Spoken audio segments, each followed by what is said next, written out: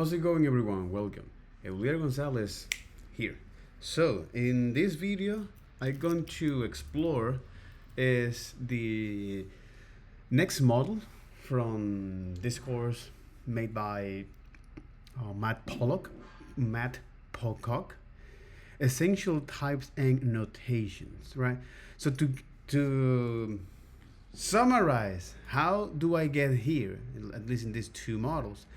So the first thing is to understand a little bit of history of Typescript, why we have Typescript, and it all started as a Microsoft project for a bunch of Microsoft engineers, where they have extensive experience writing applications in C#, this strongly typed programming language that once you write your code, you're going to pass now, because this is a compiled language, it's going to pass now through a parser, which analyzes all of these streams of characters and decide which one of them are meaningful to the language.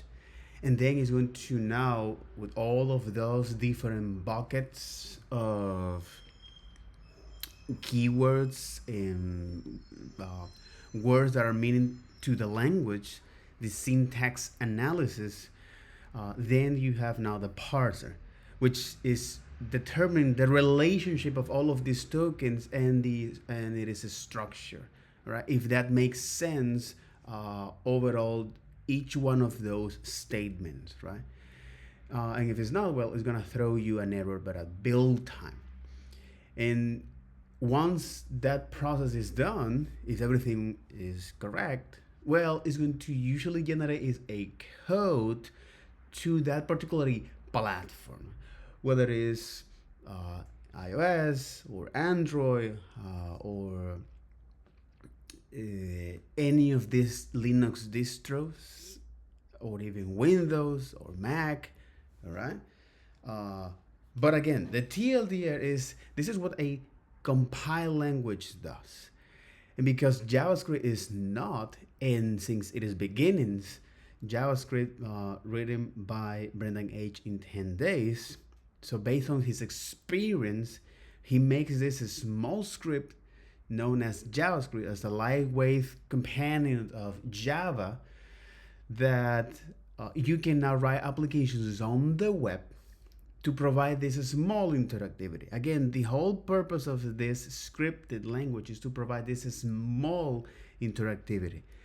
So for example, it's like, hey, I would like to now select these elements and perhaps add some animations to this, right?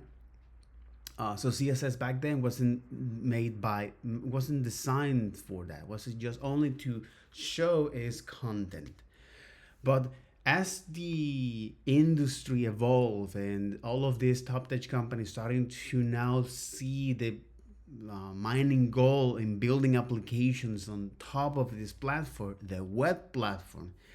So a lot of them realize that they have a problem, especially the engineers, when they want to add a new feature or fix some problems in their code base, and it is quite a nightmare to do so. First, because the dynamic nature of the language, aka, so if you want, all of those errors are detected at runtime, it is hard to spot on, to debug that, and also is that you don't have any notations or comment on your code about the intention of this.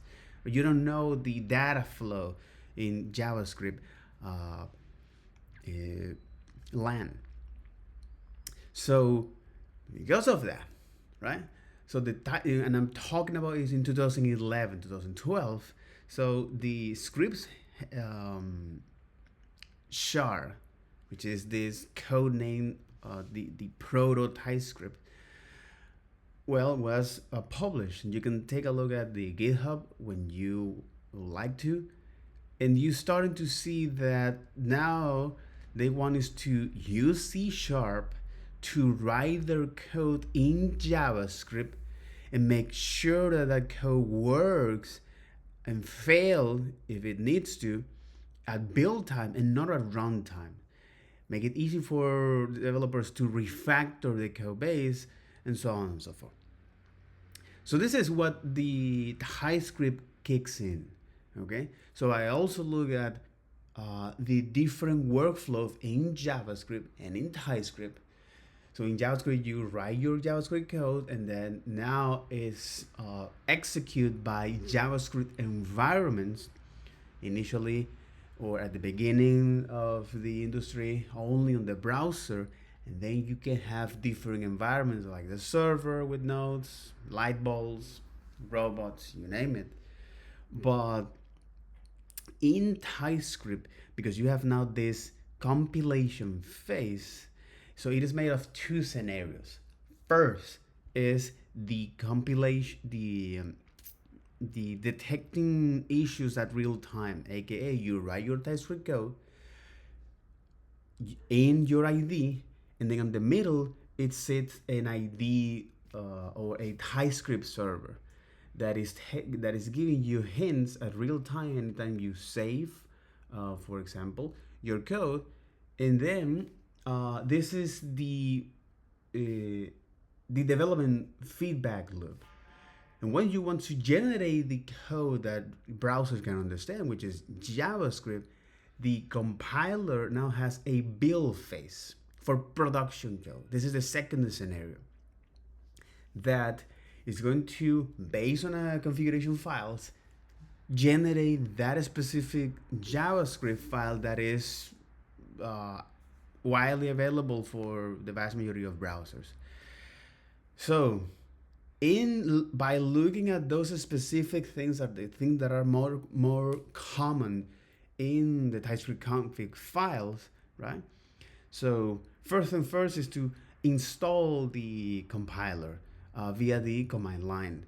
So understand how you can install that, and some pre-requirement, pre-setup stuff that needs to be set up before actually getting to the code. So first you need to have is the node environment, the ID, in this case we're using is Visual Studio Code, and this package manager in this environment known as PNPN. We use now, I'm using that, or based on what Matt Pollock mentioned is, well, this, unlike the traditional package manager that come with Node, where anytime that you create a project, it will now generate, or it will download and install all of your dependency per project. So you might see, well, what's the big deal with this? If you have several projects, oh my god. Okay, anyway, so if you have several projects, right? So if you have several projects running, yeah, there was a mosquito. Anyway, so if you have several projects running in your machines, and most of them use the same library, so you have now a duplication problems, and aka you are now taking too much space for the same library. So PNPN say, no, I'm gonna be a single source of truth for all of your node dependencies, and if a particular project needs to, I'm going to now hard link to that library, right? So if you have several projects that needs React, for example, a library for, or Typescript in our case, well, actually it's going to look at that source of truth, right? This content addressable memory, which is a place where now the PNPN is to keep tracking of all of this dependency as well as its version. So if a project use now, for example, TypeScript 5.2 and another project use now this 7.1, so now this PNPN is keep tracking is its version. And when you need to run that project, it will go and look up that specific version. So that's great, okay? And also some extensions that are useful. So, but in any case, then I explore about the Typescript in the build process, all right? Which is, hey, let's go to now look at particularly exercise to see how now JavaScript actually works. And then with Typescript, why we use Typescript in the first place, and how convenient it is to use Typescript. And if you want to now generate your TypeScript file into a JavaScript we use, not the compiler, this comes with a set of configurations, and this is a CLI utility. The thing here is, because it quite monotonous and tedious to any time that you now write a or update a JavaScript files, so you need to manually generate that JavaScript files. So we have now the watch mode. So it makes sense. So we don't have to manually generate that. But again, we still need to refresh the browser. So locally for us, the community, which is made of hundreds of smart folks that works tirelessly in this landscape, to actually makes the life of the JavaScript developers much more suitable in this new landscape of building scalable applications and so on and so forth. This is one of the reasons why we have TypeScript in the first place.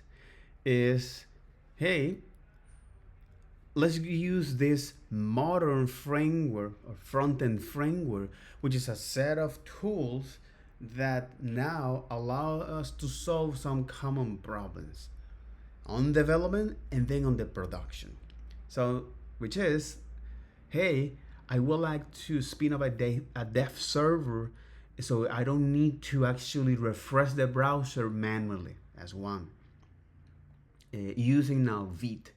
And the other is that, hey, once that is done, I need to publish my change to productions. Okay, I need to build an optimized output that is ready for delivery.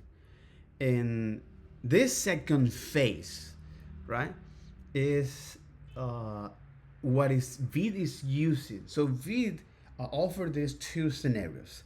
So on the development and on the productions. And on the development is, well, it is quite convenient because we don't actually have to set up our own server from scratch. It also do run some optimizations, for example, using now ESM models in the dev server. This go beyond the scope of today's video, but again, is quite useful in terms of knowing what an ES6 models are, which is a way of how you can organize your code. Something that initially JavaScript was not meant to be write hundreds of lines of JavaScript code. So there was no need to have a way to organize that because, well, JavaScript initially was just to write a small script to provide animation here and there, or to read some data and so on and so forth. So basic stuff. But now, well, JavaScript has evolved in a language that has to provide all of these features. So, for example, is not only how you write your applications, or how you write programs with var, let, cons, and the scope as well, the function scope, the block scope, the parameter scope, the global scope, the different scope that live in or the environments that this global scope live.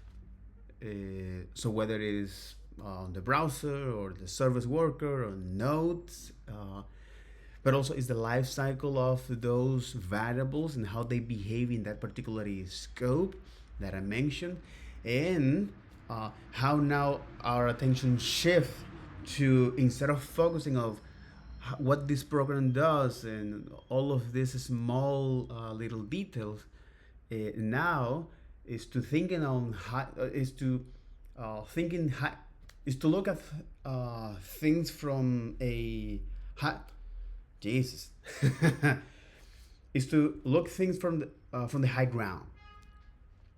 Yeah, look at things for the high ground. So have this high level thinking about is the decision that needs to be done when we are applying certain patterns of organizing our code, and how we deal is with concurrency in our applications. So in the organizing our code is like, hey, what are now is the way of how to do that initially in JavaScript, which is using now scopes, and how useful is to reduce the overexposure of your variables for security reasons, and also for to avoid name collisions.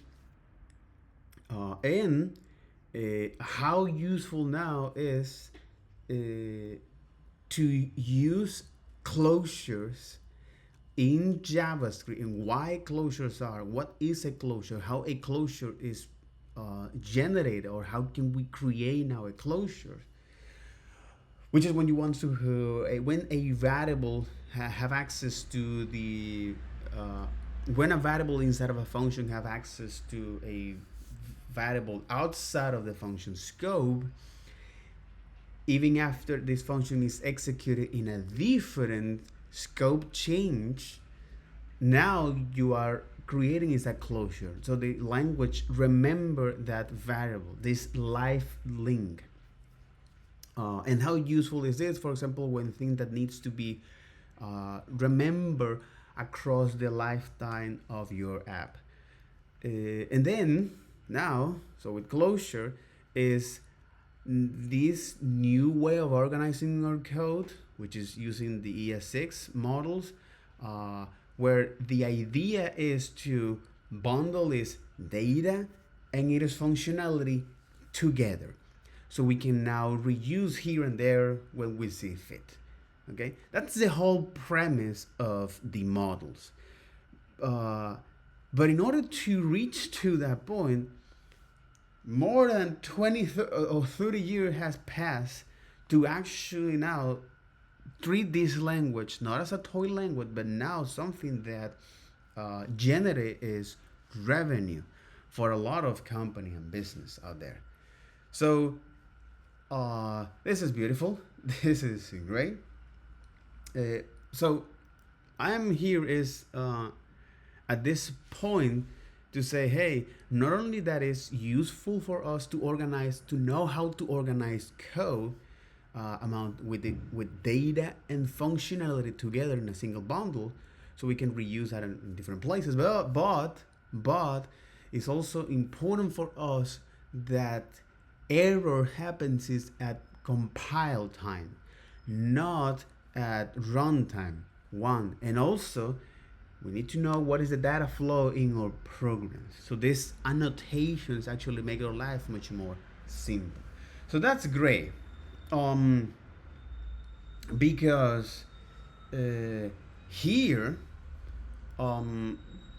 anytime that okay. Yeah, so here, right, anytime that or the natural step or writing this kind of application is in Typescript is based on that premise. So all of this, so this huge overview was just to describe is this. Hey, at the end of the day, we need to have is this now that we know this, now that we know how to organize our code in JavaScript, plain old JavaScript, but we need to have the guarantee that this code works as expected, not don't throw any errors at runtimes, and give us is the data flow of the code, and also the intention of the author of the code. So we need to have is these two scenarios here, right, of building this modern application. Again, this is for application that you want to scale. So JavaScript is great for rapid prototyping, But Typescript is the natural step to say, hey, now that it makes sense that this actually works, let's going to see if Typescript help us here to scale these applications. So we can, in theory, add more features quickly, and add more features quickly. So the triage bugs and make the code maintainable. Now, so Vite actually is made of this two phases. As I mentioned before, Typescript now is made of the development, the production. So Vite actually recognize this need in scalable web applications and say, all right, in this environment or in this scenario in the developments, I'm going to spin up a dev server. I'm going to use now this new way of organizing our code that is native to the language, among other features, right? So anytime that you need or update a Typescript file, you see those changes immediately. Among other things, that is, for example, the hot mode reload, which is what I mentioned here, and I want to now develop or spin up a dev server from scratch as fast as possible. So make a cold reboot fast. And then the production. So now bundling your application with all the thing that needs, something that I mentioned with the ES6 models, that the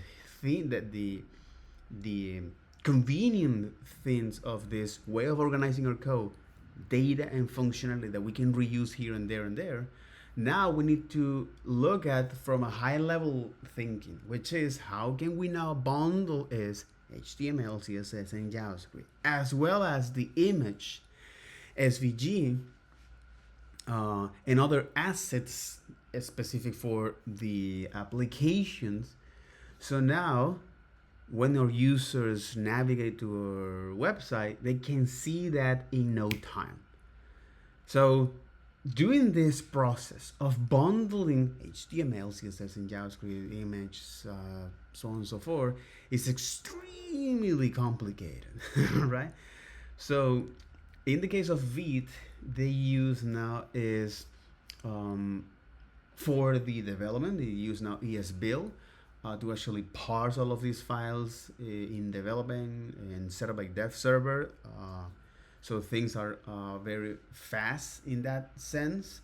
But for production, they use now tools like Rollup that has shown that are so they are battle tests in generating bundles, in production bundles for the web, right? So also we have now Webpacks, but particularly Vite is using is Rollup for production build. So why this is important and useful? Well, because once you know Vite and how you can set up a Typescript configuration file, and when you use now Typescript compiler with the CLI in a Vite project, it won't generate now your output files, all right? Because those configurations in Vite usually they don't emit any Typescript file, only on production code. All right.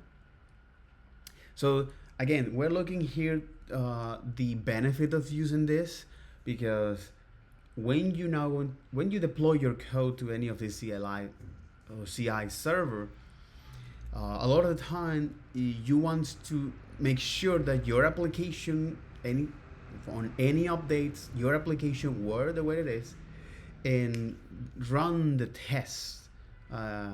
So your test pass, right? So now you make sure that your application is ready for delivery. So this code here, or the Vite production code, is uh, or using is a rollup and parcel to generate this optimized output. So that you want to all of this file is to be minimized and concatenate. You want to do you want to send them in the most efficient way possible. Do some tree shakings and lazy loadings. Only load them when you see fit. Do some optimistic updates. Right. In other words, is through trying to figuring out what requests will error here. Um, and how to handle a request when how to handle requests that are likely to fail or when they will fail. So in any case, all of this is just to when you put your code in this CLI CD server, we want to make sure that they work the way it is. Okay, so Typescript CLI help us here to run that, and Vite specifically help us here to make that happen. All right, so and also some other convenient tool for the job here, right? So for example is the TSX, and the other is why you shouldn't block your dev server. So two things here. Let me. I do think that I actually take notes. No, this is not. Typescript here. What the French stuff? To exploration, Typescript essentials here. There you go. This is it. Exactly. Why you shouldn't block your dev server? The TLDR of this is Typescript is exclusively for type checking. In JavaScript is for executing your code. And when you are doing some rapid prototyping here to actually see if this actually works and so on and so forth, a lot of the time you want your server to crash if needed or recover it itself, not to block for any change that you made. So again, if you want to avoid that kind of behavior, all right, here it used now is, so it defines several dev cycles, all right. So for example, is hey, in dev, I want to now have an instance that runs the dev server via Vite. I also want to have is the Typescript watch here, okay? That hey is now the server will continue to run, but if there any Typescript error, notify me on console. But let me continue with the development here. And this is great because most of the time when you're trying to build something, you want us to figuring out that first, and then you correct the types and the data flow and the type annotation. So that's interesting here, and actually quite useful, right? So to create is a dev where you're going to run is in parallel this, right? So I want to run the dev server. I want to now run the Typescript watch mode. That's quite interesting. Okay. Okay, again, this is now an opinion from Matt Pocock. And here we are with quickly create script with TSX. So let's dive deep here. So Vite help us in this scenario, as I mentioned before, right? The development in production. So TSX is a utility CLI for running Typescript in Node.js. Oh, okay. Useful for database migrations or code checks. So let's get into this. You know. Often when you're working in a front-end app or a back-end app too, You're going to want to run just some quick scripts every now and again. These scripts could be absolutely anything, and sometimes you don't want to write them in Bash. Sometimes you want to write them in, let's say, Typescript. So we have a script here called do something, and this script, what it does, just says console log script app or a backend. Often when you're working in a front-end app or a back-end app too. Okay. So often, which is something that happens, but often when you are working on a front-end app or a back-end app, you're going to want to run just some quick scripts every. Exactly. You want to run some small script. Now and again, these scripts could be absolutely anything, and sometimes you.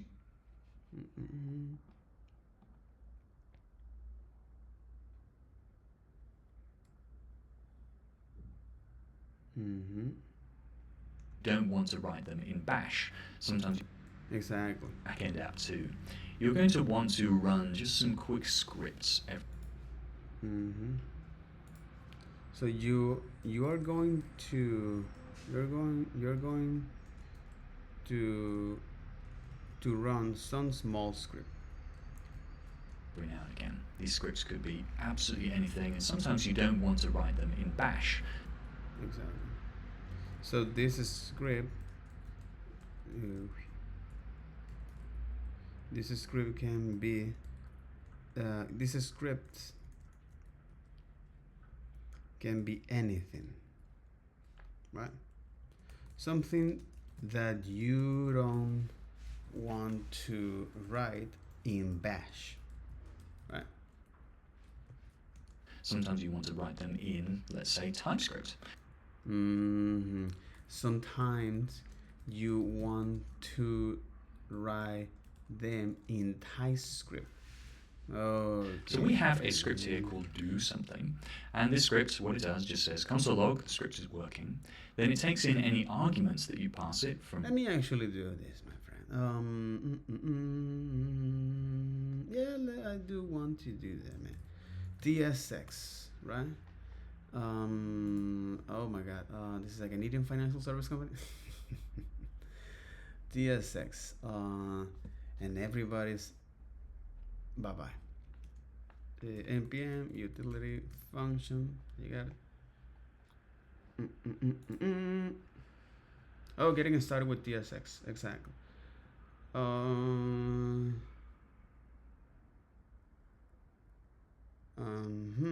month ago. All right, golden sponsor. Cevalia, Afolio.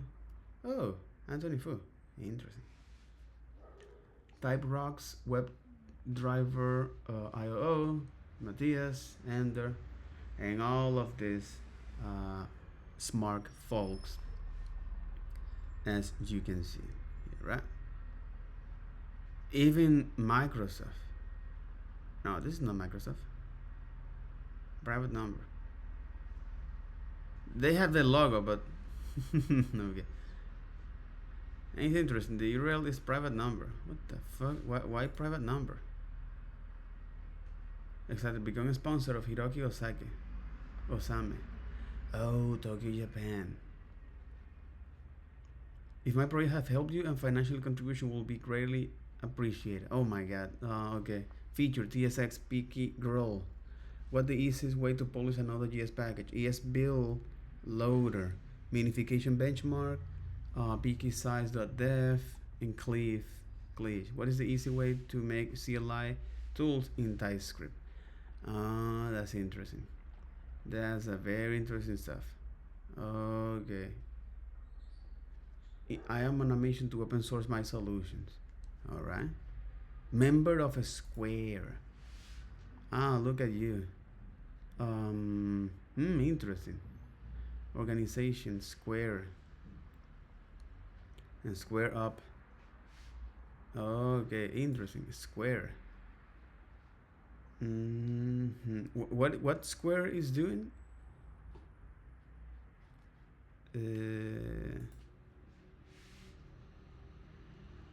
exactly. The Square is it's an e-commerce. Exactly. It's a point of sales and that kind of stuff. Yeah, exactly. It's a point of sale. It's like an e-commerce. It's like a competition. It's a Shopify competitors, something like that. Web flow, so on and so forth. So yeah, this actually is selling this product, uh, and well competing in this landscape. Now they update that. 26. That was pretty fast. That was quite interesting that they did that so fast. By the way, that's good. That's good.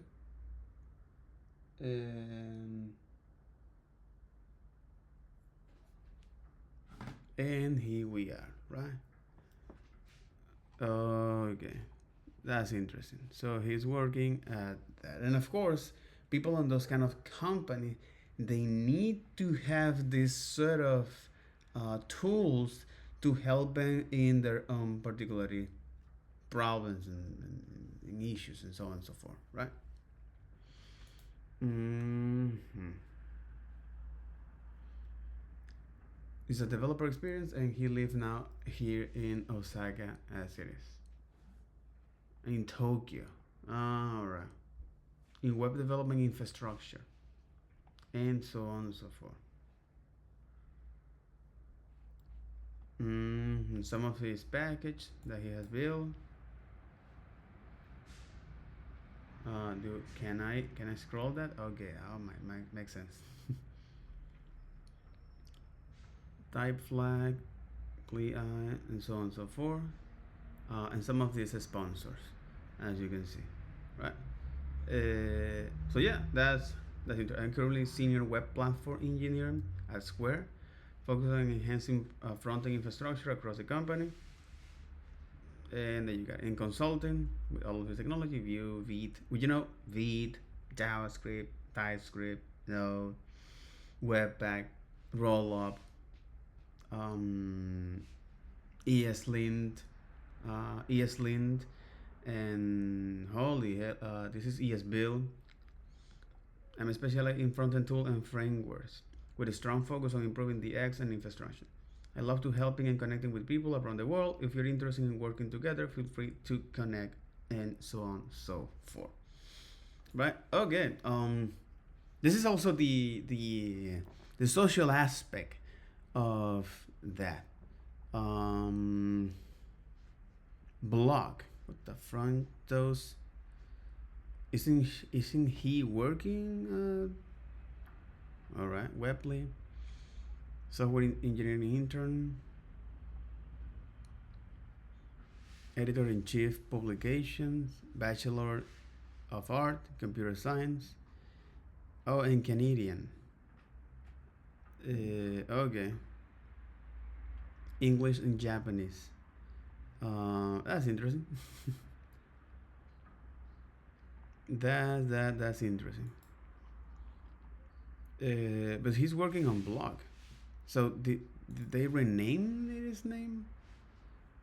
Oh, that's interesting. That's quite interesting. So he's working at Square, but he is registered that as a blog.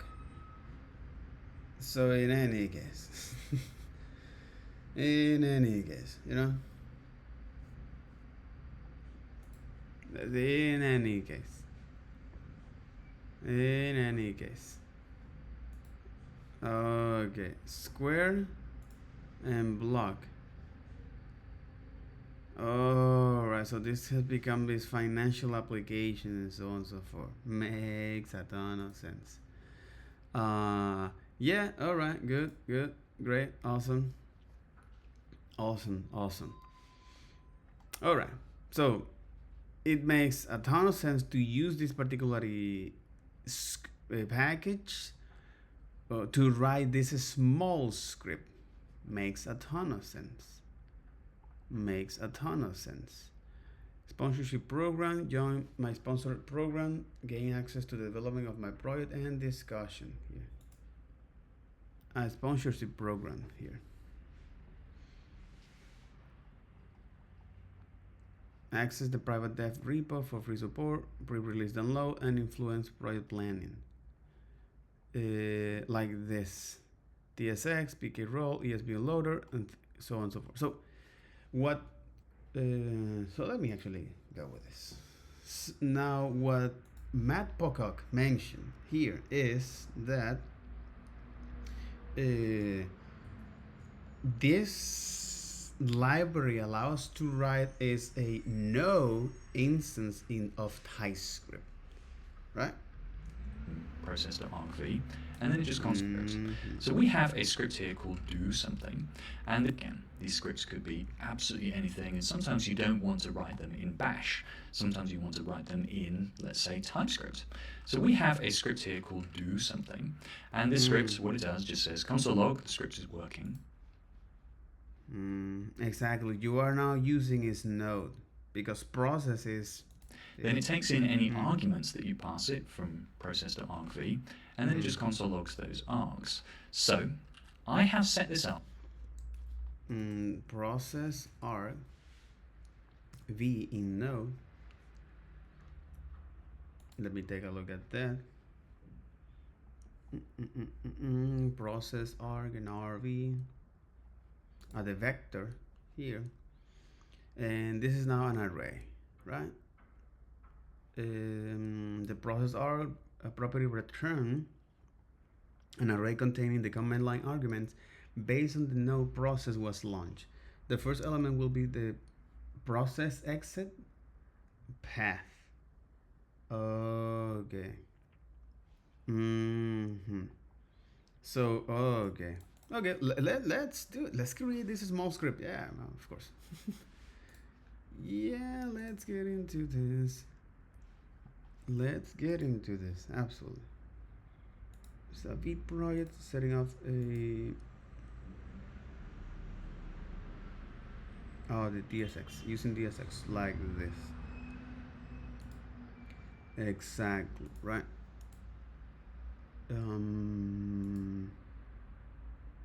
Here it is using now the DSX.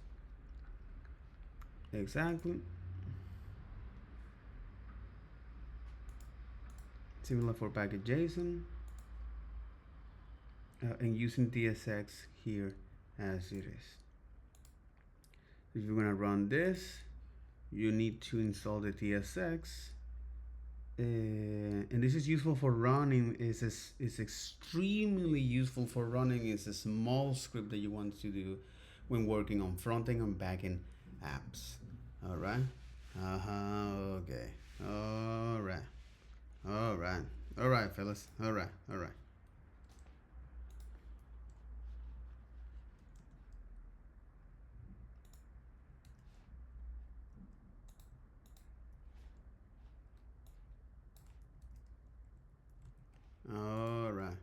Okay.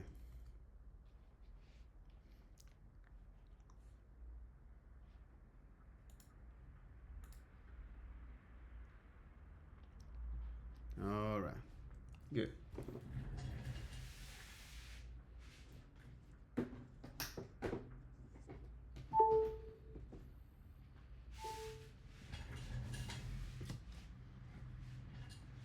All right. So if I do this, and here I'm going to this, and then I want to run this, right? But in this case, I do want us to run. Let me comment this. Right now, let me show you what I'm doing here, which is this one. All right. So I do want us to execute this. So in order to do this, I need to go to the CD, right? List. That's right. So CD now of the 019 I love the auto-completion feature of at my terminal. Is allow me to move quickly. If I want to select that,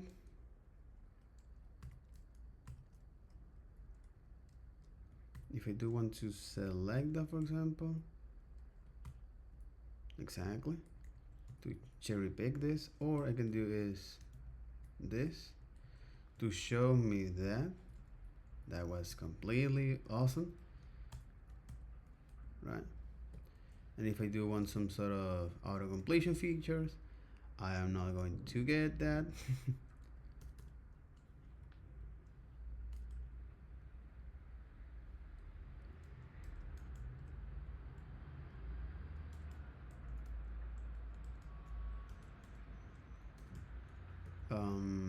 Question. Okay. Let me go to key bindings. No. Let me go to key bindings. Key bindings. What if I put the bindings? Bind key. Is this one? And look at the trigger suggest. Exactly. So trigger suggest, and I need to do this, right? To say, hey, this one, right? So there you go. So now I can do is this. So I will still have access to that, but if I do this,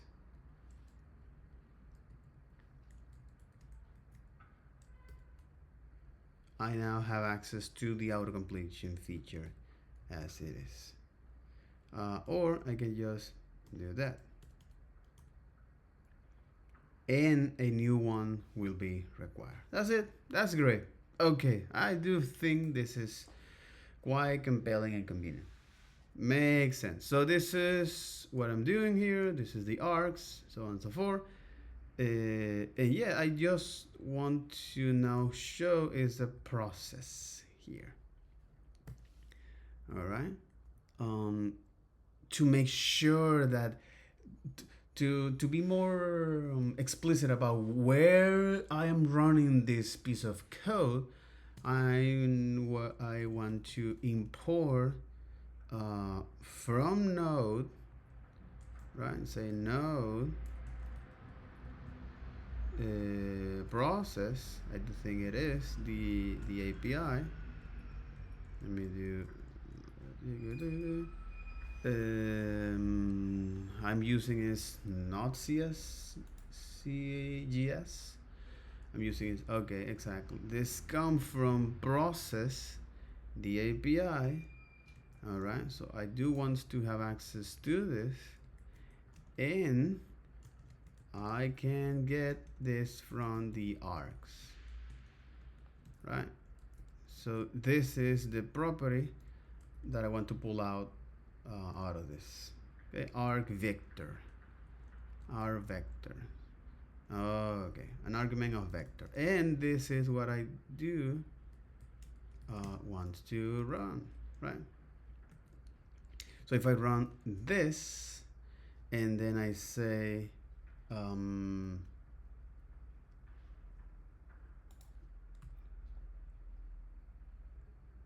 cannot find no process of its corresponding type declaration, no problem.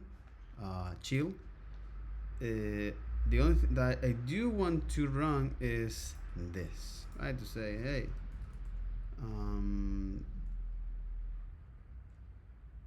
on the no, I am in the wrong one because I need to be is on the 0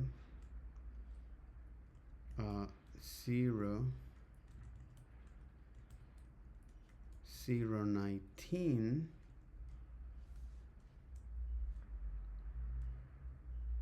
So it seems that I am the wrong folder. All right. Typescript individual process. Typescript Oh my god. Can you help me here? You got it? Alright. And get into the 019 again. You got it? Alright. And I do want to run, say git switch to main. Yeah, again, pull whatever I have on main to keep to be sync with my exactly to be in sync with that with the main. All right, and well, now run this specific stuff. We can say, hey, package here. No, but I do think. Okay, okay. I do want to open up is the package JSON here. Come on, man. Chill. Package JSON here. So open up in this folder, and I just want to see what are the commands I need to do. pnpn run def with Vite, exactly, or run the Typescript, the Typescript script, the Typescript. You get it. The Typescript code. pnpn do something here, and it tells me, hey, I need to install here. Say install, right? That's good. It installed now the tsx and Vite, which is the only dependency that I have in that the specific version of them, and I can finally run that that script, right? And it says it, right? So it says, hey, the script is working, and the first parameter, okay, is the location of that file, as you can see here. So the first argument is the location of the binary. That's interesting. Process exec path, which is gray. And the second element will be the path of the JavaScript file being executed. This is why when you try to process this via like this, all right, when you try to process this as it is, you say, hey, I don't want the first argument, which is the file of the binary code, all right. The second is, so the first is the path of the binary of the no binary code. The second is the file, the location of the current file, and then is when you have these arguments as it is, as you can see here. And if for some reason you want to pass now some argument to say hello world, it throw me now an error. It say, what the fuck is this?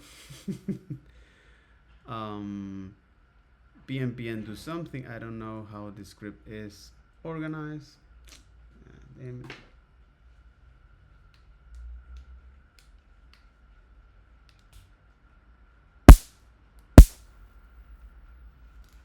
Holy hell. Yeah, I have I have a mosquito problem here.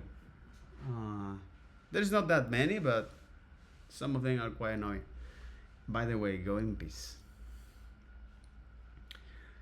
So pnpn do something here. It say, hey, it throw now an error because it couldn't read that on the socket. That's interesting. That's interesting. And I'm assuming it's because the way how now this actually is reading the arguments.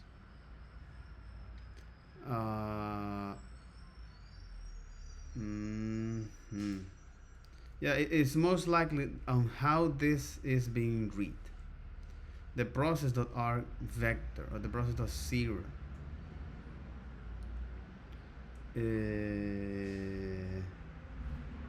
Yeah, the process.args. Okay, there's no argument here like it is. In fact, I am using this to read each one of those. Right?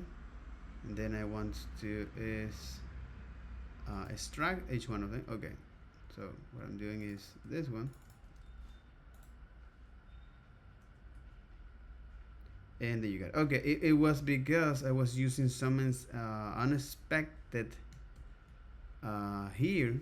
So what I'm doing here in this script is say, hey, only give me is the I would just only wants to read that. So I will ignore this piece of information that you're giving to me because I only want the argument here. And this is how do I get here as it is, right?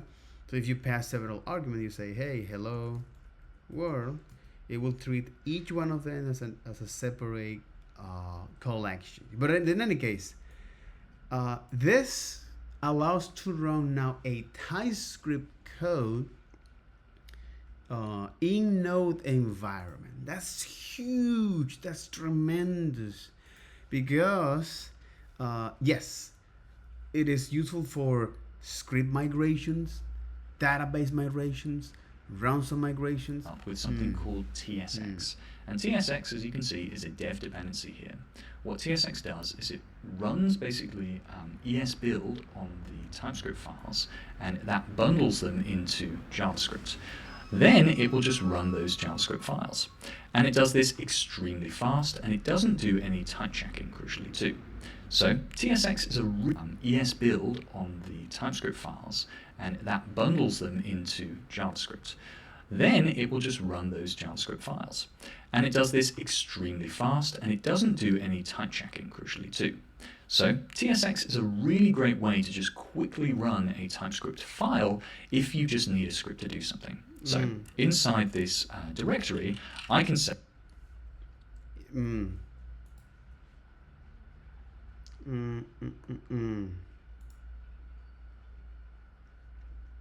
Exactly. For start, think of TSX as an alias to node and use it in the same way, right? Like this. So yes, who use TSX? GitHub, Figma, Square, Microsoft, and I do get why. Because it is quite convenient. It is tremendous. It is tremendous. It is tremendous here.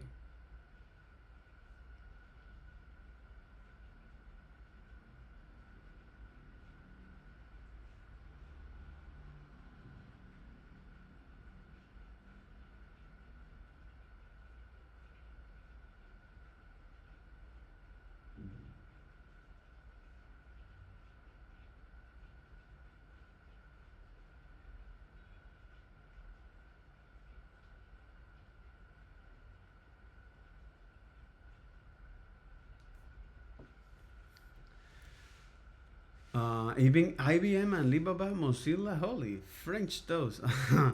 Okay, that is quite interesting and convenient. Versal, Salesforce. Anyway, what is this? You know, it's the TSX, and that's very convenient. Very, very, very, very, very, very convenient. Because now it allows you to run a TypeScript files in node environment. Okay, which environment is using to run this? I mean, I think this is node directly, right? And yeah, you can say, hey, I want to run is this as it is.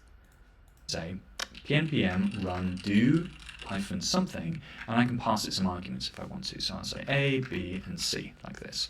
And now, as you can see, it ran TSC, or tsx, sorry, on scripts do something.ts, passing it A, B, and C, and then it said the script is working, and I got my arguments back here, so A, B, and C. This is great for if you just want to, I don't know, run a database migration or just run some local stuff, and you have access to all of the things that Node can do inside here too. So we have it just inside scripts.ts, do something.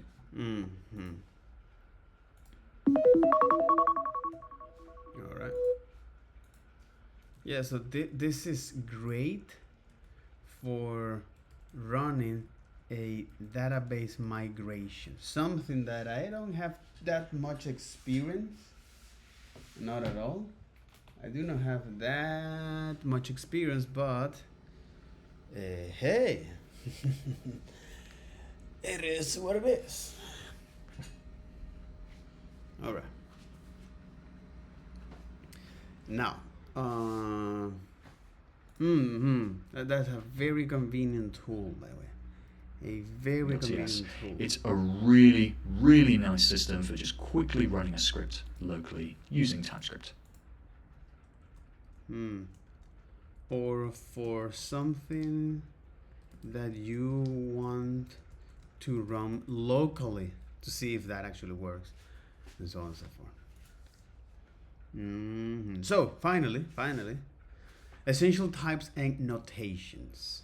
Right, so essential types and notation. Types, essential types and notations. Types and notations in plural. There you go. Okay. In this exercise, we have a function called add, where we have a parameter of a, which is a boolean, and b, which is also a boolean, and it returns a plus b. You can see here that there might be something throwing you off, and this code might look a bit weird, and TypeScript agrees. It's giving us an error here saying operator plus cannot be applied to types boolean and boolean. And down here we have a function which is calling add, and we have 1 and 2 being passed in, and number is not assignable to parameter of type boolean. Finally, we're checking result down here, and we're checking whether result is equal to number, and it's not, it's currently equal to any. So this is a bit of a common sense exercise. You don't need to know much about TypeScript to solve this, and let me see if by changing the code up here in the code section, you can fix it. Good luck. Alright, let's get into this. So essential types annotation is interesting because now it's running its own terminal here. Holy hell. It is running its own terminal here and say, hey, is this? I do want to run locally here. Let me do this. And then he say this, right? Essential types. Holy hell. Okay. Essential types. There you got it. Go back to the Typescript. No, but we need to go back to that and say, hey, on the 015 essential types and notations, exactly like this, right? There is a file, I think is the first one, which is a basic type that is describing this. Okay. Can you please? You got it. Okay, good. Now, here is using is the total TypeScript helpers. Okay, a model for expect and equal. That's interesting that is using is this total TypeScript helper and expect and equal, right? So here it's saying, hey, this particular function that is taking now 2 parameters, both booleans, and then you want to now do an operation with them. You know, it's like, hey, you cannot do this kind of operation. Operator plus cannot be applied to type of boolean and boolean. If you think about this, this doesn't make sense to actually add 2 boolean values. So what is true plus true, right? Well, it's true. It makes sense in that case. But what is true plus false? Or false plus true? You know what I mean? So yeah. So in order to actually do this, to fix this, you say, hey, let me now change this to a set only numbers to do this. So now it'll make much more sense, because this identifier, which is the name of a variable, is descriptive and is telling us, hey, I want to add now two numbers here. So once you now run or you define this type, you see type test, right? You say, hey, I do expect now to be equal of the type of result and number. So just like functions in JavaScript. So let's read about this. It say, hey, passing types to other types as it is. So just like functions in JavaScript, you can pass type to other type as argument. Okay, just like functions in JavaScript, you can pass types to other types as arguments. Just like functions, they then return other types.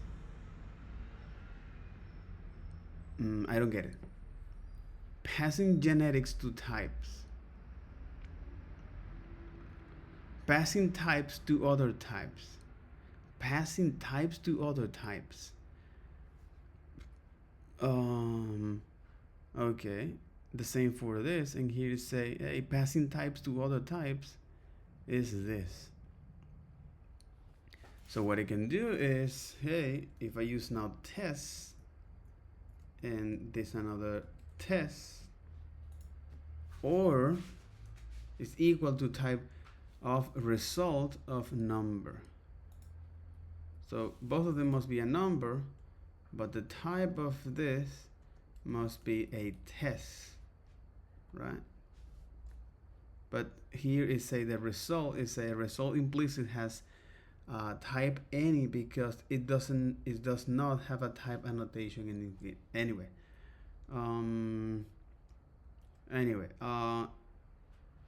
Anyway,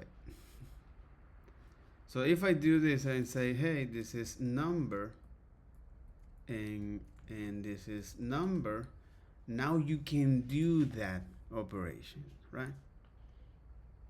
Is this, but it's also interesting because now here in this case it says, hey, so if I run the code here for this exercise, see it's the 015, right? And then see the 020, no, it is DSC of 020 basic type function with parameters. If I run this, it say, hey, what the French toast is total TypeScript helper. I do get it. Let's now install here is that.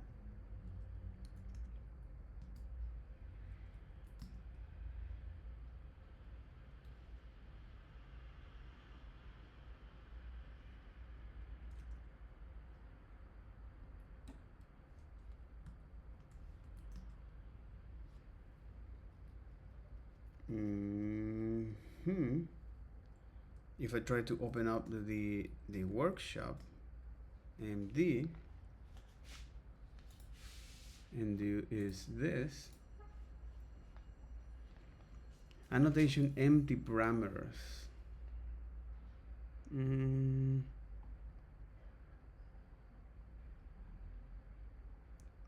Okay. Again, that particular exercise was passed. All right, and if I go back to the course. So common sense tells us that add here should take two numbers. A should probably be a number and B should probably be a number. We can remove these type annotations if we want, but we get a different error here. And the errors down the bottom don't go away. So you might think, why don't we just rename them both as number here? And this seems to work. You notice that we can't choose like integer. Here we can't choose float, which might be present in other languages. TypeScript just has the number type. And now everything is working. And if we tried to call something without, or try to call add with something that wasn't a number, then we would get an error here because argument of type string is not assignable to type number. So this is just your first little glimpse into the power of TypeScript's type system. We have here a function which we are now being enforced to take in two numbers, and we know that the result here also will be a number too, because the result of adding two numbers, a plus b up here, is a number. So there we go, our first glimpse into TypeScript's type system. Okay, that was to a first glimpse. Understanding function errors. It's like understanding function errors. Okay, it was more like, hey, this is an interesting stuff here.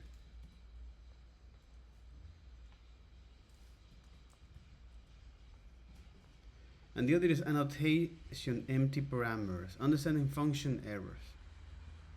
The other is understanding or annotating empty parameters. Annotating empty parameters.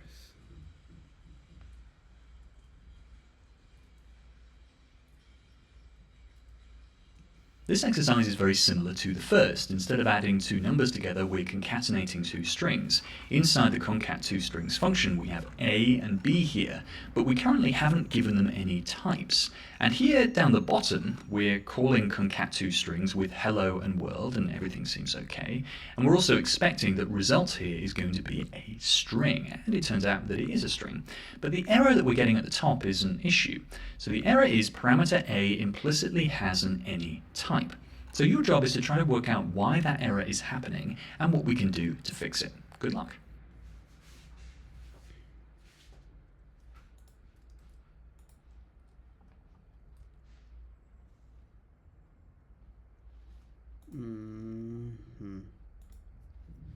And the other is in this.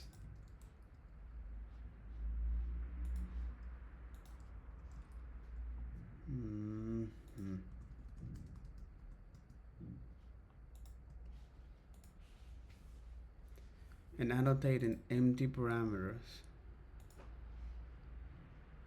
For example, like this, and you say, hey, if you want to fix this issue, all what you have to do is to be specific about the type annotation. Annotating empty parameters. And say, hey, the value that is possible here is only a string. Alright? So far so good, because this actually works pretty straightforward as expected. Predictably, this error is very similar to solve as the first one, except here we're just annotating some empty parameters instead of annotating parameters that have types already. So what we do is we use this colon syntax and we say A is a string and B is also a string. Now this colon syntax basically describes to TypeScript what A is going to be and what B is going to be. If we remove this, let's say we remove the one from A, then we get on this A, parameter A implicitly has an any type. Now what does that mean? Well, we can see from the translation here, I don't know what A is supposed to be, so I've defaulted it to any. Your tsconfig file says I should throw an error here.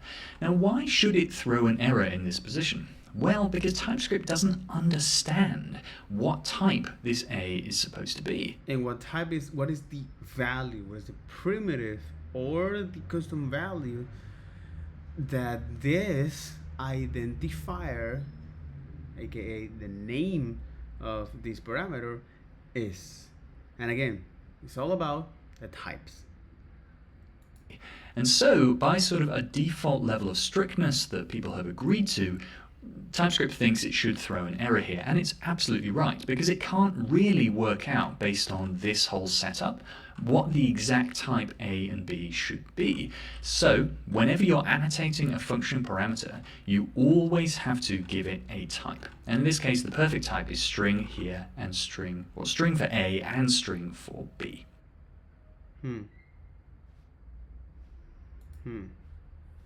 Okay. Parameter annotations. Let's look at all of the basic types that TypeScript gives us to describe JavaScript. Here we have example 1, which is typed as a string. We can see that we can use this colon annotation outside of function parameters too, so on variables. And it's saying equals okay, hello what are world. the annotations here? Here though, in example 2, we've got a string, and it's actually not corresponding with the type that it's associated with. So we can hover over here, and we can see that type number is not assignable to type string. So 42 isn't assignable to example 2 because it's not a string. Same is true down here for this sort of boolean thing. We've also got a symbol down here and a bigint, which was introduced to JavaScript relatively recently, and TypeScript also covers it too. So your job is to try to solve these errors by changing these annotations here, changing them to what they're supposed to be to describe the things that are being assigned to them. Basic types in TypeScript. This is basic types. Basic types in TypeScript. More like to look at the common errors here, you know? More to look at the common errors here, just like that, my friend. When you say, hey, type number, it say, hey, this is not the proper type here. You see, you started to see the pattern here, or here, or here, right? Or here, but all of this follow is the same format error here. Example 2 is declared, but its value is never read. And the other error is the type number is not assignable to type string. Or this 2322, 2322, and 2322. So in order to fix this, you say, hey, this is now a number, right? This is now a boolean. This is now a symbol.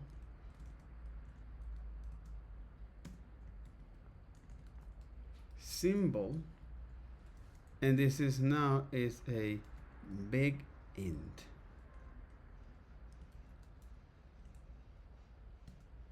Right?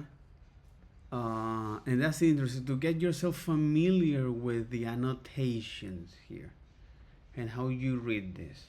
This is part of the primitive value in JavaScript that you have now a string, and its follow is the UTF-16 or the Unicode. Number it follow is the IEEE 7054 spec that describe is how these numbers will be represented and stored in memory. The boolean is true or false. The symbol is like an object but behave like a primitive in terms of any data that you wants to hide even from developers goes to here to the symbols. And the other is bigint, right? When you want to express long numbers that numbers can do. And also is the object, which is something that they don't mention here, but I think that we're going to look at that later on. Okay, so we know that string is correct. What should we do this one? Well, we know this one from a previous exercise, number. Okay, that's working beautifully now, so this error has gone away because example 2 is supposed to be a number. Example 3, we can change this to boolean instead. That's another one of the basic types. And so this can either represent true or false here. Example 4, what's this going to be? Well, we can look at the error. Type symbol is not assignable to type string. So let's take a look at that. If we just put symbol there, that's a globally available type, and it works beautifully. And then finally, we have bigint type. So bigints are slightly different from numbers. They have a slightly different setup here, and you can use a type to distinguish number from bigint. So we can't, for instance, pass 42 into this slot because it's a number instead of a bigint. And these are the 5 basic types of TypeScript, really. And there's a basic type of JavaScript. There is a misconception here. This is basic type of, this is the fundamental types of JavaScript. What TypeScript is doing is put a label on that. So be explicit about that. A second solution here too, which is you don't actually need to type these. We can see that example 1 here actually gets inferred as string just from usage. Same with this, same with this, and same with this, same with this. So all of those examples get typed as their proper types just from having the variable assigned to them. So why would we do this? Well, this was just a fun little exercise just to get you to understand those 5 different types, because they're very useful when you're annotating functions. For instance, if you want a function to be able to receive just a bigint instead of a number, then you can use that type instead. So knowing all of these 5 types is really useful, but we don't always need to assign types to variable declarations. Very cool. Type annotations, exactly. And then is the optional function parameter.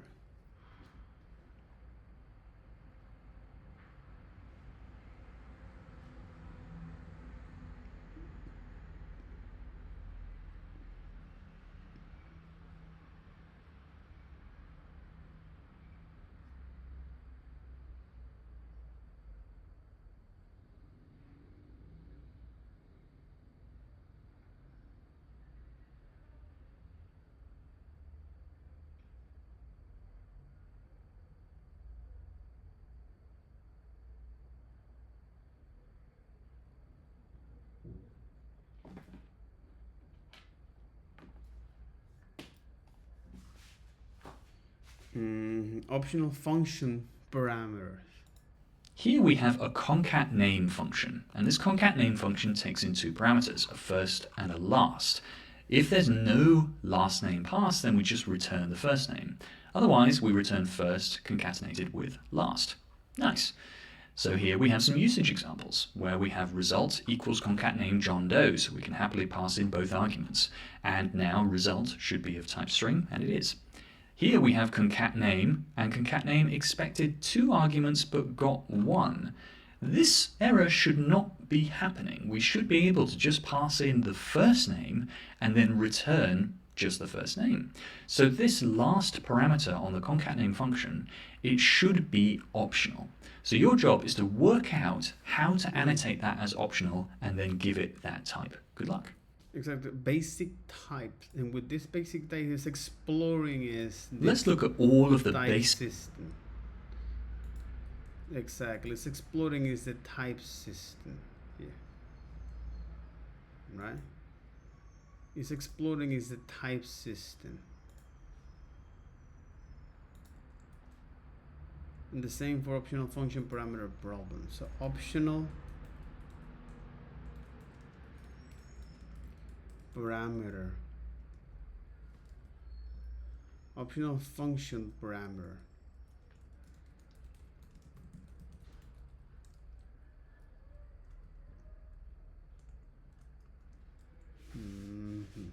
And what you're gonna do is to say, hey, this property will be now optional, and this is it, right?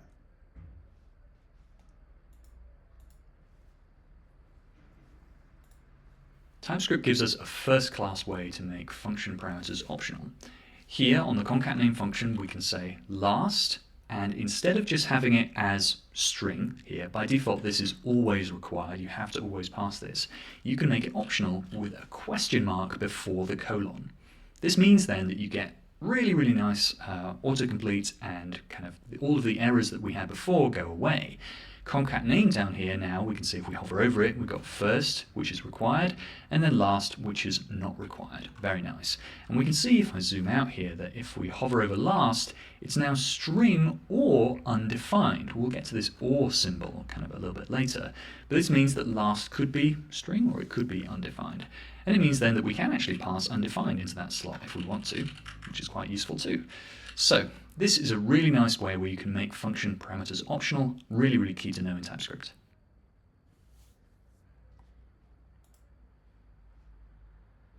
Default parameters in JavaScript. And default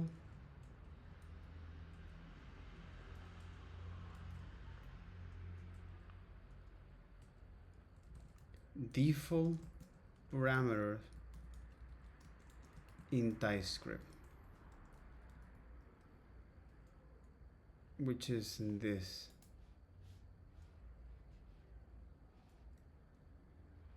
Default parameters in Typescript.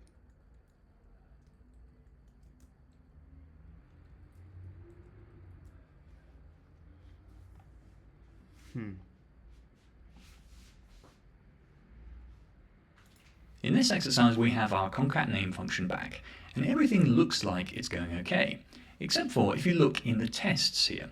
It's expected John to deeply equal John Pocock, and this is down the bottom here. It's expecting that when you call concat name with just John here, it automatically defaults to John Pocock. So what it's saying here is it wants a default for the last name when it's passed to concat name here. So this is a little bit tricky. How are we going to add a default to our last? We could of course do it inside the function body, but I would like you to find the right syntax for giving last a default of Pocock, which is my last name of course. So good luck. So here you define is this and say, hey, this is the annotation, and this is the value here. You see, Pocock, and then it say, hey, parameter cannot have question mark and initializer. Ah, okay, interesting. Parameter cannot have parameter cannot have question mark and initializer.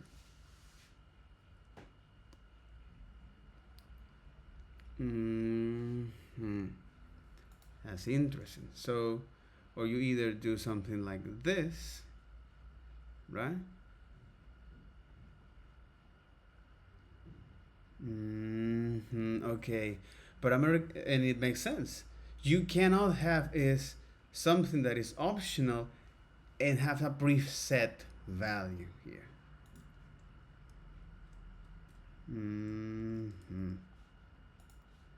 Default parameters in Typescript and optional default parameters here.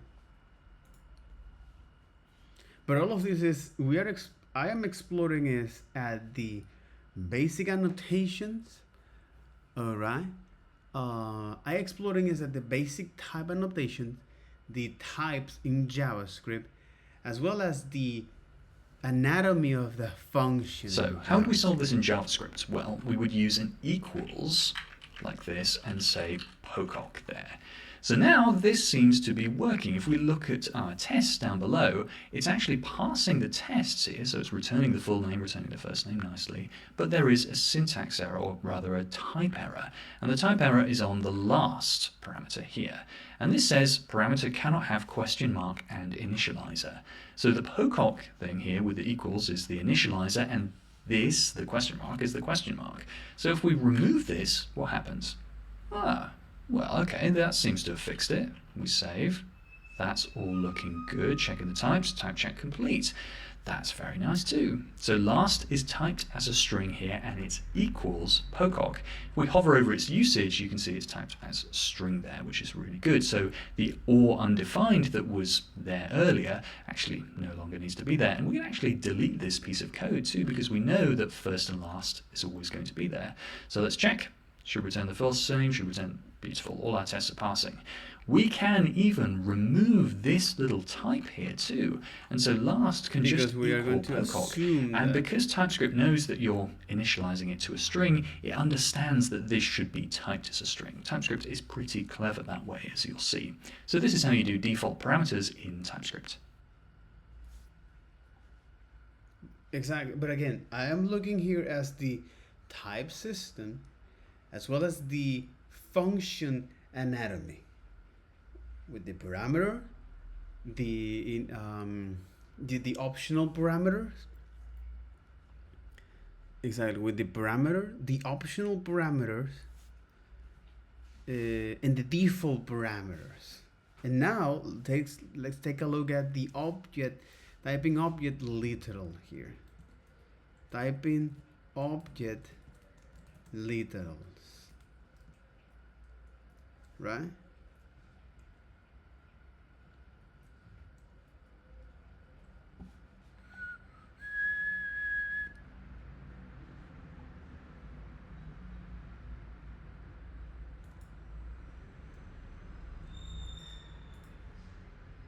Exactly, essential types here as expected.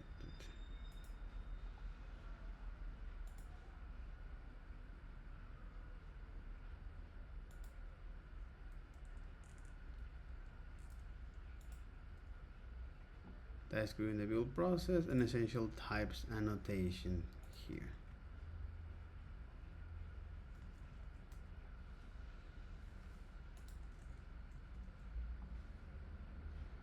Exactly, and typing object literals here. In this exercise, we're concatenating a name again, except we are using an object to pass into concatename. User here currently doesn't have a type annotation, but based off the implementation below, we can see that it's expecting a first property and a last property on that user object. We can see down here inside the tests that concatename, when you pass first John, last Doe, then it works and you get John Doe out of it, and it's also expecting the result to be a string, which it currently is too. So your job is to work out how we can type an object here, and specifically this first property is a string and the last property is a string too. Good luck.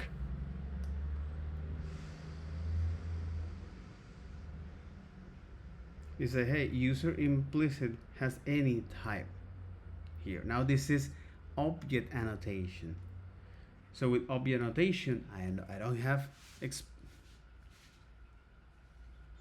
parameter use implicit any of object types. So here you can define is this. Hey, the shape will be now is first as a string and last as a string. This is one way of how you can define this annotation here. Or you can say, hey, let me define now a type, which is a value, a new value, not relevant to JavaScript, but to the programming in itself, with the name of user, that of course will be of this shape. And when I assign to user, you say, oh, makes a lot of sense here, right? So this is object annotations here. This is object annotations here.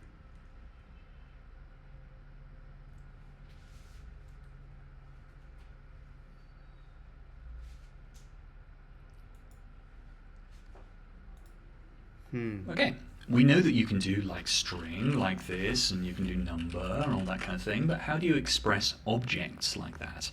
Well, we can use an object literal like this. So we're literally just drawing the curly braces like this. And currently this is an object literal without any properties on.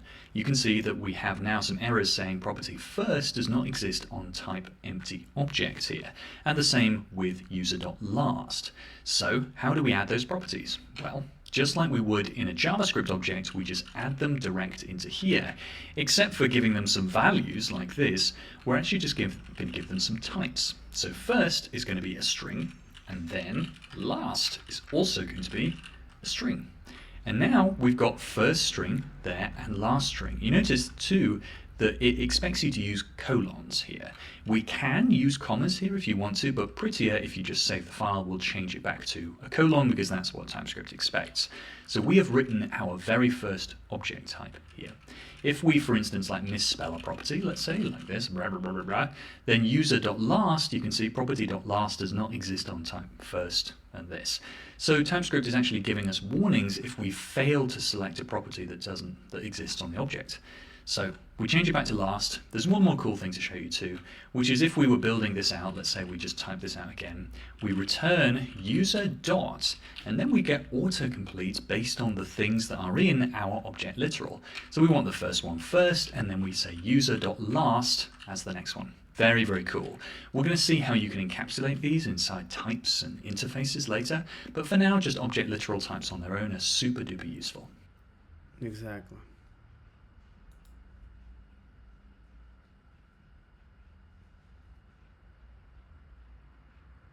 But again, what I'm looking here is the anatomy of this basic stuff in JavaScript. Okay, we have a similar setup to what we had before. So making object property type optionals. Okay. Making object property types optional.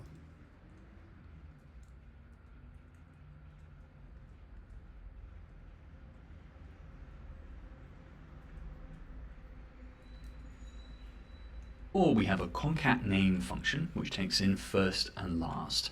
And if the user doesn't pass a last name, then we can return user.first. Otherwise, we'll return in template literal syntax user.first and user.last with a space between. And this is all working, and it's working in the test too, except that we've got an error here, and this error is basically saying property last is missing in type first string, but required in type first string last. Okay. Argument of type here.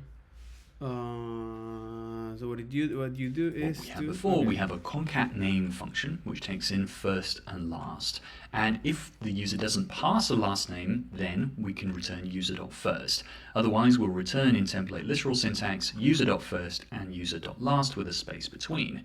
And this is all working, and it's working in the test too, except that we've got an error here, and this error is basically it's an argument of type this property last is missing in this type.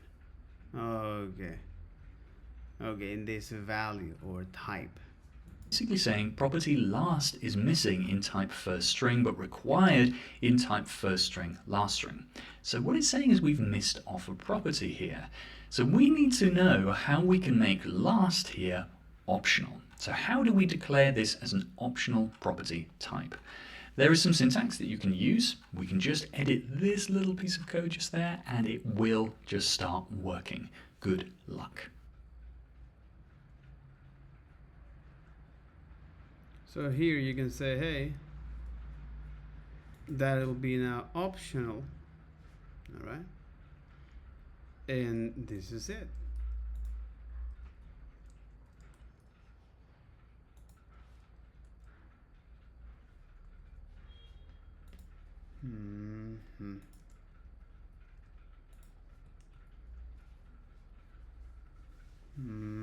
But again, I'm looking now at the anatomy of the object here.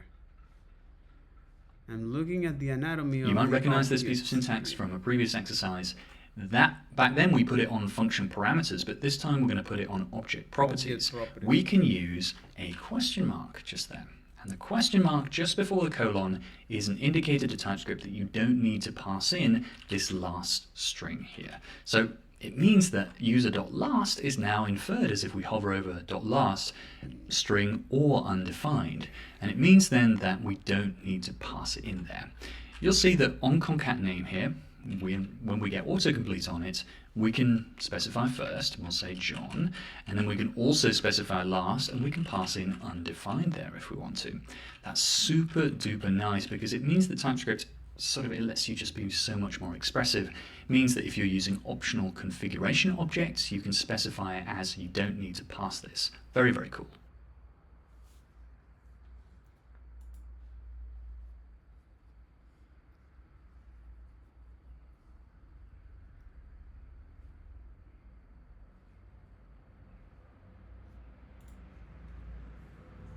A single source of truth. Okay, we've got some code for here that you type definition.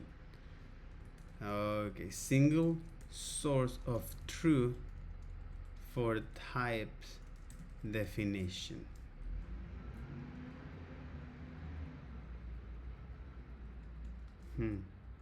So now that you look at the anatomy of the functions parameters, optional function parameters, and the different types, so number, string, boolean, bigint, symbols, and also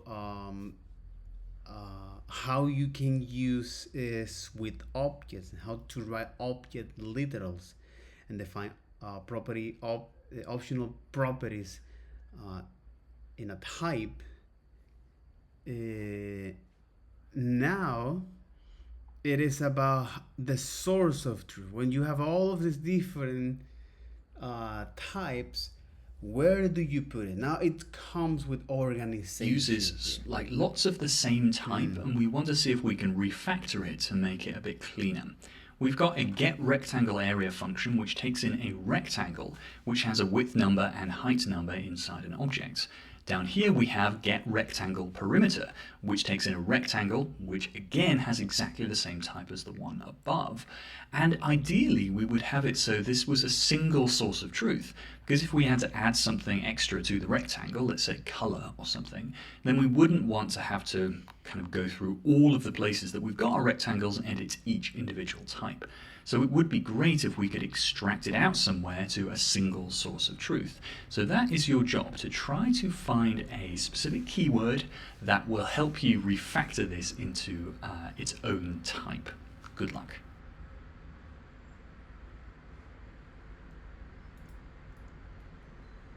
So once I do this, alright, and then I specify as one single type, to say, hey, this will be called rectangle, that will summarize is this type value, this annotation here.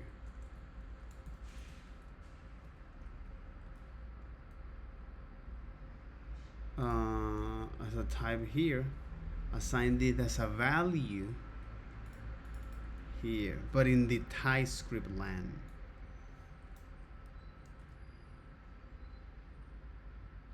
But in the Typescript land.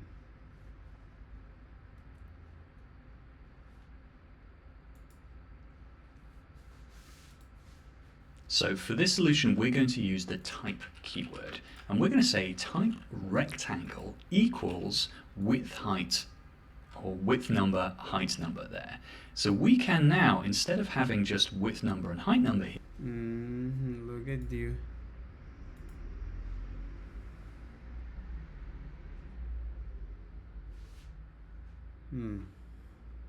Exactly. They don't want to reinvent the wheel. They're just using is what already works and exists.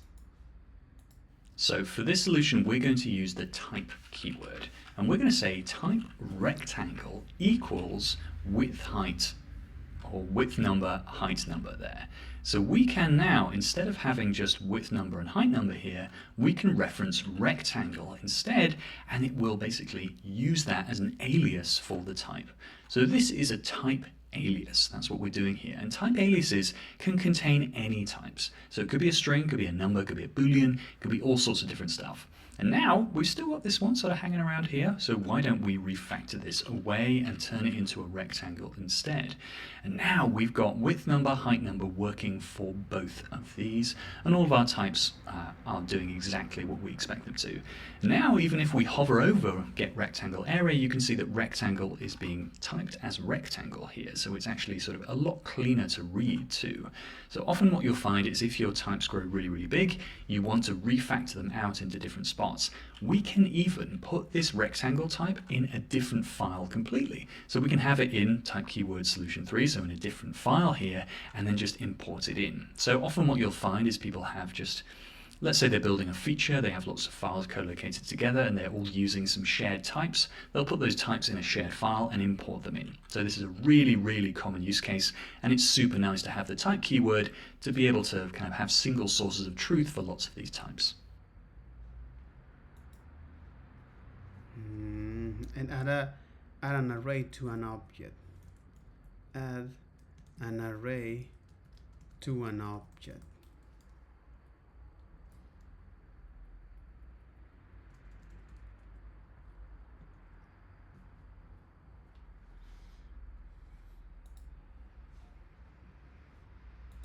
In this exercise, we have a function called processCart, and it takes in a cart which is of type shopping cart. Type alias shopping cart is right at the top here, and currently it's got a user ID of string on it. But our processCart function down the bottom, we're calling it with a user ID, but also with these items here. And these items are an array of items, or rather an array of strings.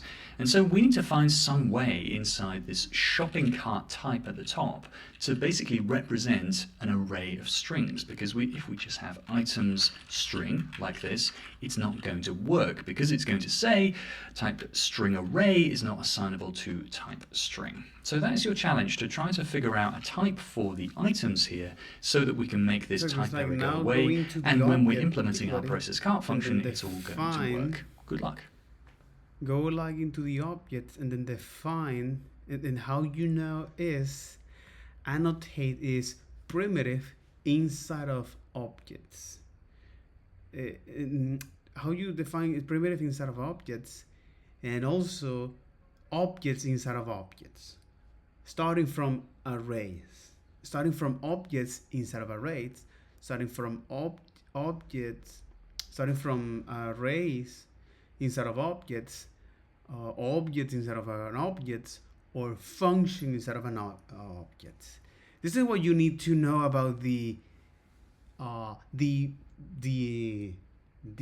value system or the type system. What are the primitive and the object values? So what are the whole possible values that we can have in JavaScript?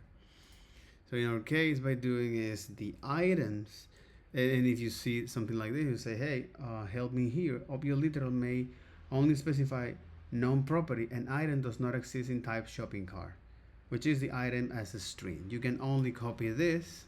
You can in fact copy all of this, right? Let me see if this actually fixes this. No, it does not. So you can do is this, and voila, that actually help you with that, right?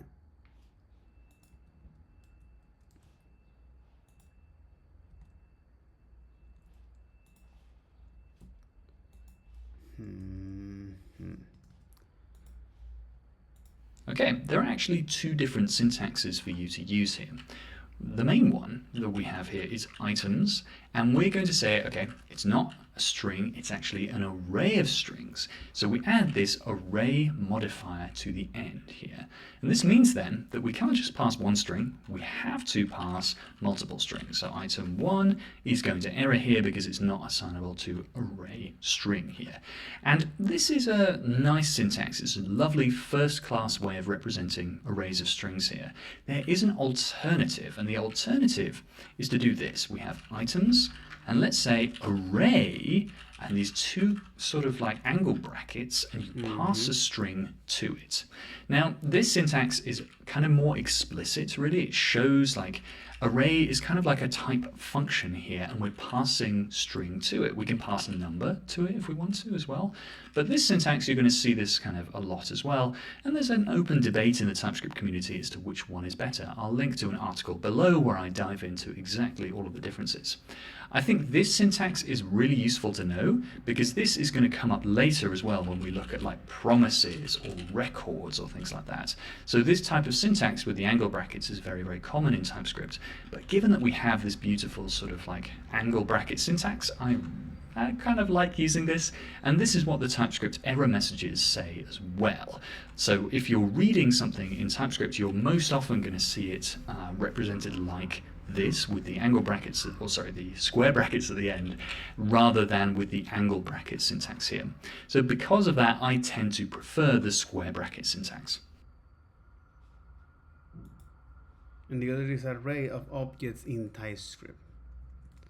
So array of objects in TypeScript.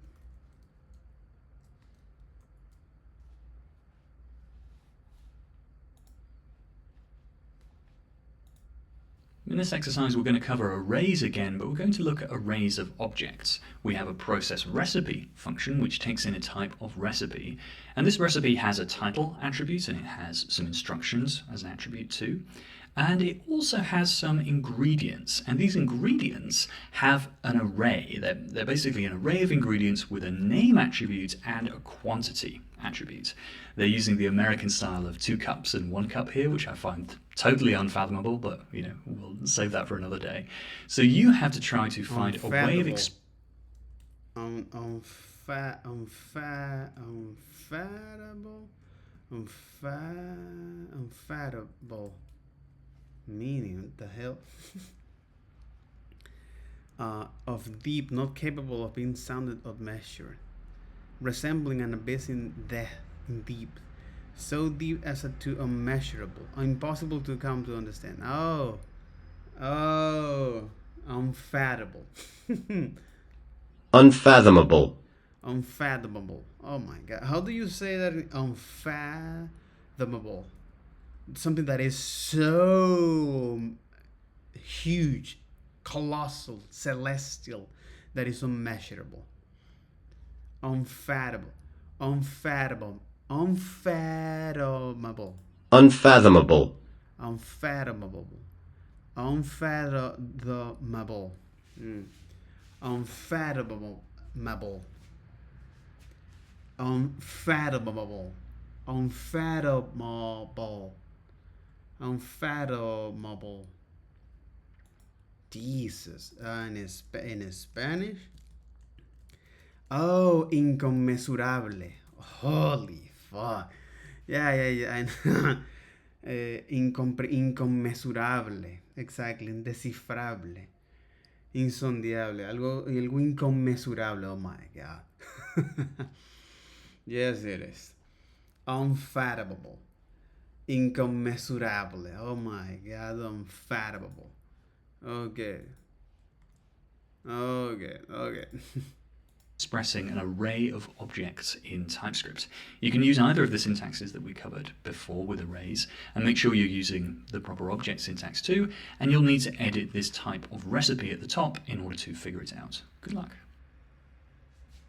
And here I'm looking at the array objects in Typescript here, which is, hey, array objects in Typescript.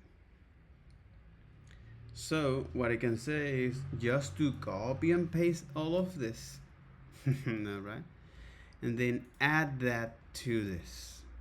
So now I fixed that, and look at this. It's saying that look at this annotation here. It's saying, hey, this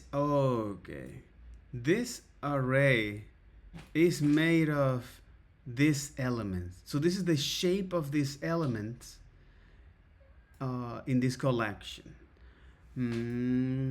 So this is the shape. Okay. So this is the shape of this collection. And another thing is to say, hey, this is an array. All right. Where here I would like to define is the name as a string, the quantity as another string, and you get the idea, right? I do think this is something that is also readable. The another type annotation here is this, is to say, hey, this is the shape. This is the shape of all of these elements that live in this collection.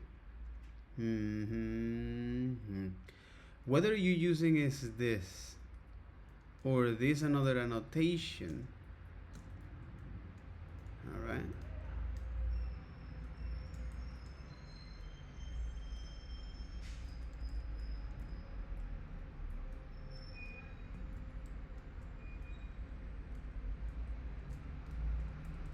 whether is you using is this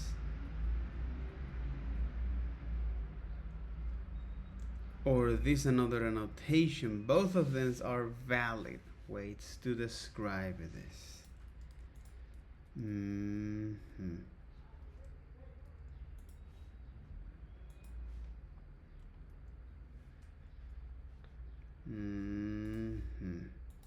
So I've written down 4 possible ways of expressing this.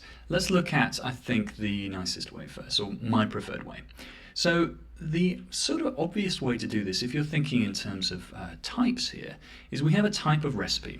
Let's also think about a type for ingredient. That makes sense, doesn't it? So we could say type ingredient equals name string and quantity string 2. And now when we go into the recipe here and add our ingredients, let's say ingredients, and we can say ingredient array, an array of ingredients. This reads really, really nicely, and we get a sort of sense of our domain model here. We're building up a sense of the language that we're using for each type. This is really pretty. And now all of our errors have gone away. We can see the recipe is referenced by name here, which is lovely too, and it's just all working nicely. If we reference, let's say, recipe.ingredients, let's take the first one, and we've got name and quantity available to us there. You can start to see how we can represent really complex types in TypeScript. There's a couple of other solutions here too. So we've got, again, sorry, I've switched the order here. Type ingredients is now at the top, and we're using the array syntax instead of the square bracket syntax. The third instruction here is this version is we just declare it in line. There's no reason you can't specify these square brackets on an inline object literal. So this is sort of works perfectly fine too. It's quite nice that TypeScript lets you do either the clean version or this messy version, which is quite nice for prototyping. And then finally, we've got this version too, which is where we have the array with the angle bracket syntax, which is you're basically, instead of passing string to it, which we've seen before, you're passing the entire object literal to it. So many, many different options here. I'm not sure kind of which one is the best. I'd probably say that this one, using the type ingredient and then specifying it with the square brackets, is the best, but that's my personal preference. And it is always nice to have your types segregated like this, but sometimes you'll want to just inline that object literal, and that's fine too.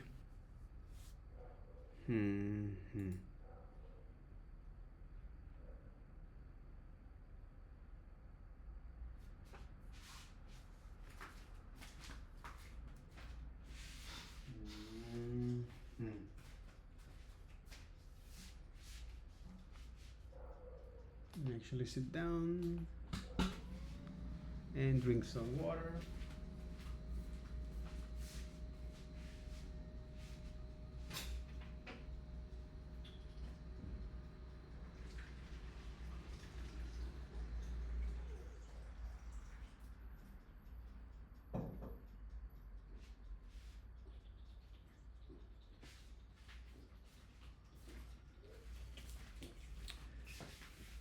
And we're back. All right.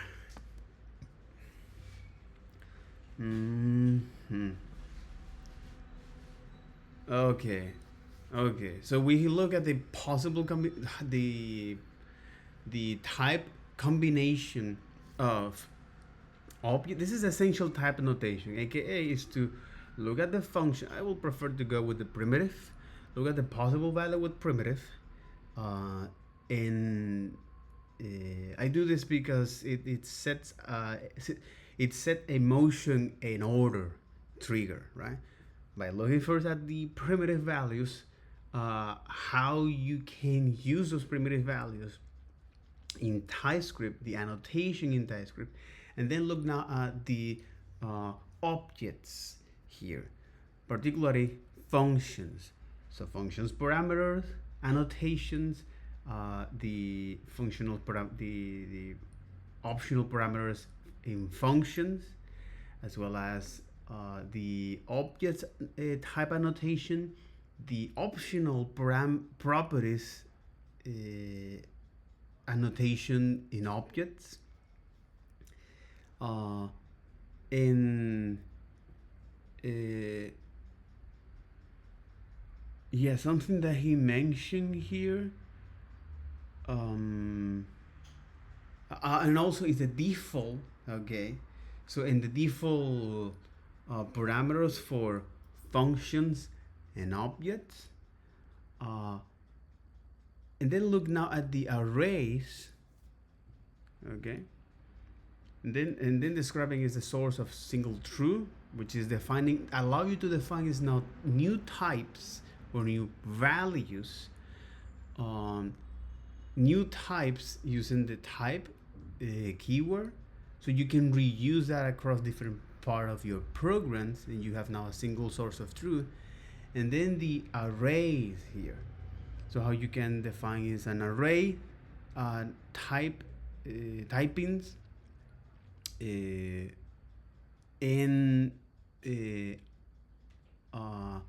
arrays in objects like this, arrays of objects in Typescript. Okay, and then look at the rest parameter in Typescript, the tuple, the optional tuple. This tuple thing is something that JavaScript indeed has a way to represent is objects. All right, whether it is as a dictionary or as a tuple. And the controversial any type and function types, typings and event listener, and restricting set types, type checking maps, and debugging JSON parsing and typing fetching API response with that. Okay. Integrated developing environment superpowers here. And then union and narrowing this. Handling non-values in Typescript. Okay, then the objects as well. Immutability here. Prevent a remutation in Typescript. Typescript classes, something that they come, okay. The way of how we organize our code. Typescript only features, alright, like, okay, Typescript only features in deriving type from values here. Introduction of the deriving here. Okay, deriving type from values. Interesting. And deriving type from values, annotation and assertion. Typescript ignore, Typescript expect error, Typescript no check. That's right.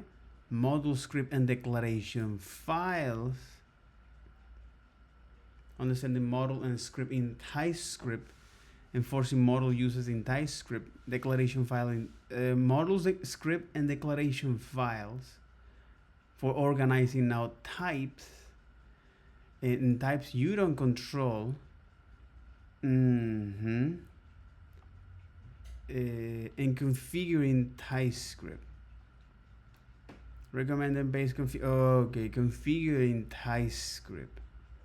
Okay, and designing your types with all of this, and the utility folders here.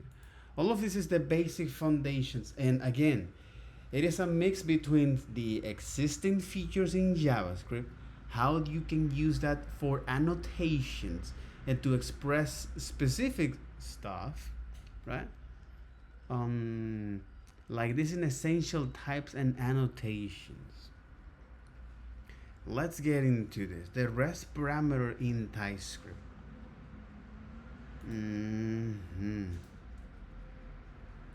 So the rest parameter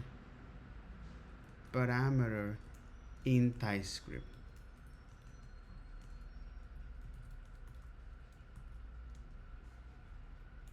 In this exercise, we have a concatenate function, and that concatenate function takes in a bunch of strings here.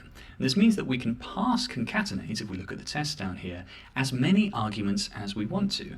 Currently we're concatenating hello, a space, and then world, and we're expecting the result to equal hello world. Nice.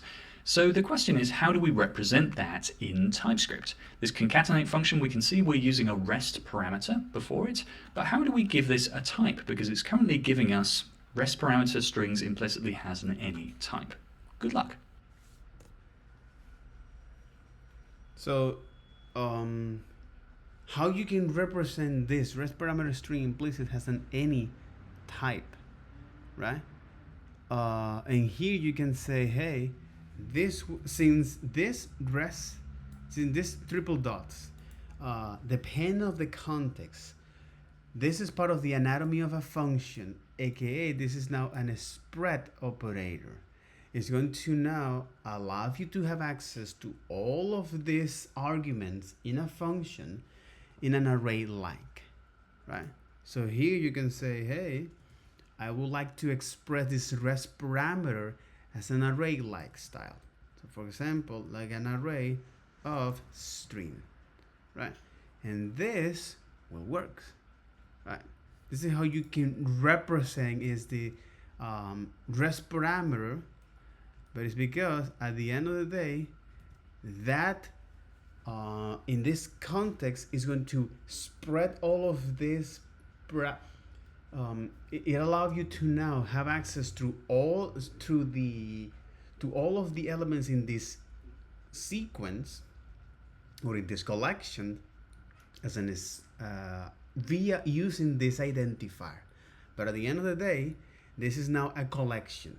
So no matter the length of that string, all right? It doesn't matter. It doesn't matter the length of that string. Okay.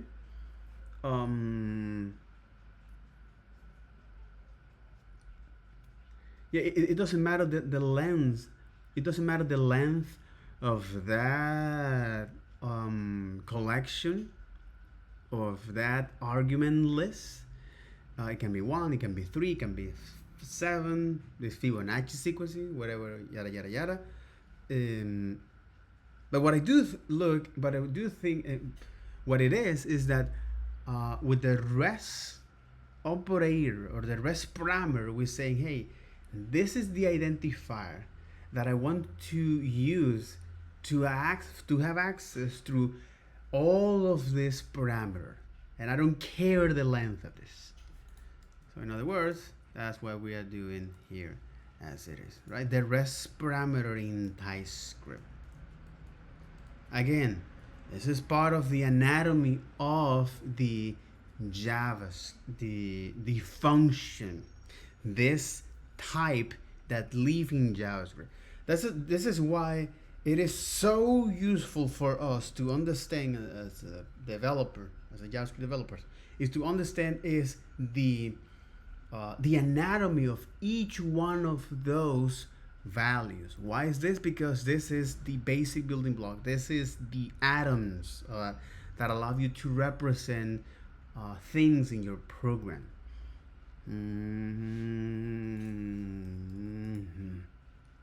So understanding their anatomy, it makes a lot of sense, and it makes your life much more easy when it comes to build not only prototypes but to build applications. So the solution here is relatively simple. We know that this is just an array of strings because that's how REST parameters work in JavaScript. If you specify it like this, then all of the arguments passed to that REST parameter will end up as an array passed to the function. So we can just type this as an array. So strings is an array of strings here. If we were to, let's say, remove these three little dots before strings, then we would have to actually pass in a single argument, which would be the array. So we could wrap inside the function call to concatenate, we could wrap this with an array, and now it works fine. But in order to get our API right, then we actually want it to be just this sort of, like, you can pass in as many arguments as you want. And you can also specify things before this as well. So you can have, for instance, a number before this, and this before the rest parameter, and then you would have to pass one number into here, and then the rest would be strings. So this is how you type rest parameters in TypeScript.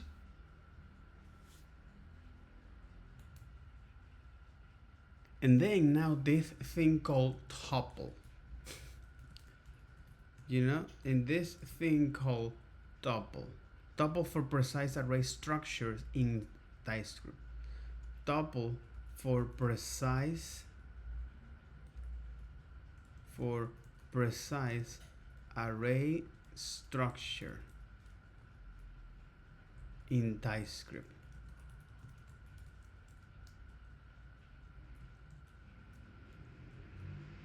Let's take a look at tuples in TypeScript. Here we have a setRange function, and the setRange function takes in a range, which is an array of numbers. We're grabbing x from the first member of range here, so from the 0 index, and then we're grabbing y from the 1 index, so the second element. And we're expecting those to be of type number, but they're actually not. They're of type number or undefined. And here we have setRange 0, 10, and this is good. But we're sort of like expecting it to, so we're getting an error from this second one where we're passing in a string, but we're also not getting the right errors when we're not passing in the right number of members of the array. So here we've only passed one member of the array, but we're expecting to always pass in x and y. And here it's got too many members, so it's 0, 10, and 20, which is like x, y, z, I guess. But really we just want x and y. So your job is to change this type annotation. This annotation is the problem. We want to change it to basically make TypeScript say we want a specific number of members in this array, which turns it into a tuple. So tuple for precise array structure in TypeScript. So tuple allow us to be explicit about not the type, but about the values here, about a specific here. Tuples allow to be explicit about the shape of the types. So good luck, we want to specify basically number and number, kind of inside a tuple syntax, and your job is to find that syntax. Good luck. So with tuple, when you want to be explicit about this, or precise, to define is the shape of this array, okay? You say, hey, I'm expecting that this must be is something like this, right? I'm expecting that to be something like that, to be explicit about. Or you can even do say, hey, this is not a number, but the shape of this number must be is a number and number, right? If I am correct, this is something that you can use here to specify is this as it is. Type number is not assignable to number, as you can see here.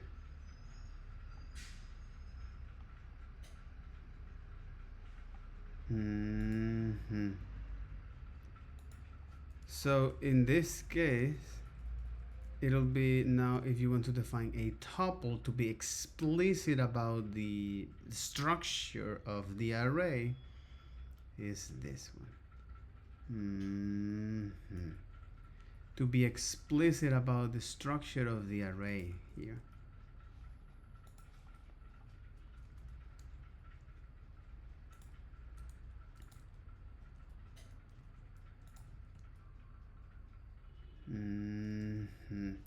But for precision in the structure, Okay, so the fix here, instead of using this array syntax, and as well, this wouldn't work with number like this, we have to use the tuple syntax. And the tuple syntax looks like this. Inside the square brackets, you actually say number, comma, number. And now what's happening here is we've specified a type that is a tuple, an array with 2 members. This means that if we pass it too few arguments, then it's going to say argument of type number is not assignable to parameter of type number. Source has 1 element, but target, the thing that we're trying to assign to, requires 2. So this is really, really useful. There's even another syntax for this too. If you want to just give these tuples a bit more clarity as to what the members of the tuple are intending, you can actually give them little annotations, little names. So the first one now is typed as X, and the second one is typed as Y. And this means then that when you're calling the tuple, you can actually see them inside there, which means that you don't get confused between Y and X, or if these two were to represent width and height, then they would be sort of disambiguated. You'd understand them easier. So this is a really, really nice way that you can express arrays of fixed length in TypeScript. And it's really cool to have this as a first class sort of thing you can do in Arrays TypeScript. of fixed length. Exactly.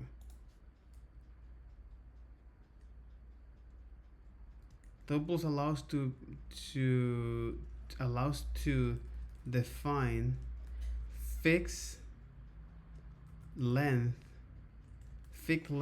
shape of an array.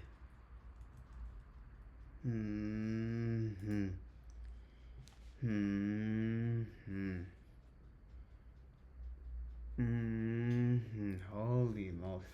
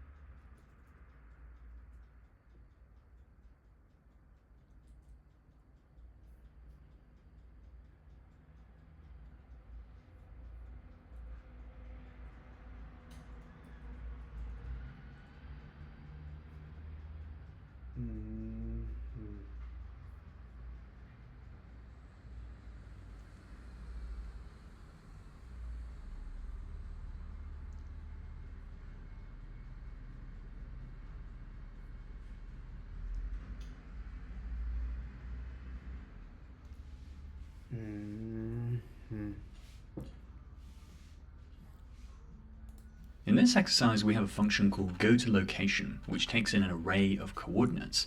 These coordinates have latitude, longitude, and elevation on them. And we're using optional tuple member in TypeScript.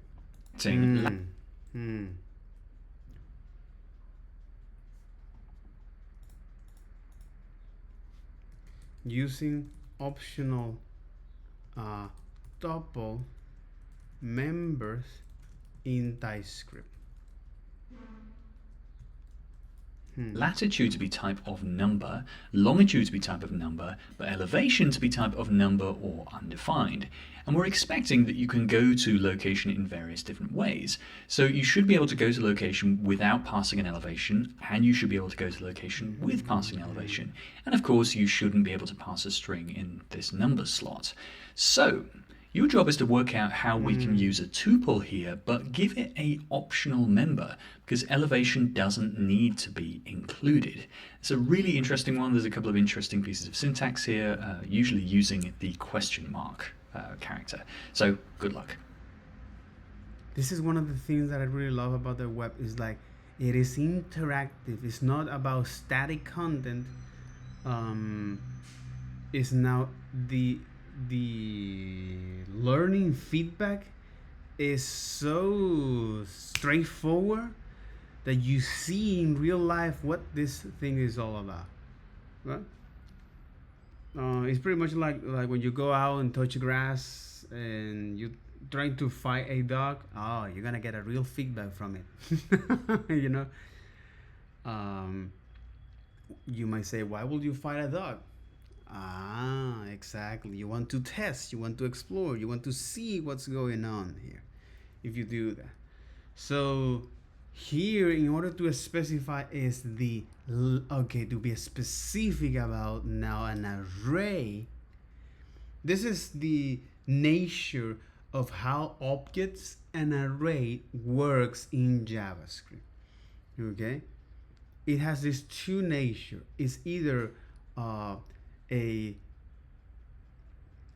is either a fixed set of property that you know is a fixed set of properties or an unknown length of property. Okay, so records is an unknown. Okay, so record is an unknown list. Is an unknown length of is an unknown length. That's a good question to ask Claude here and to verify this. So since JavaScript objects in specifically hash objects in arrays, okay, has two natures.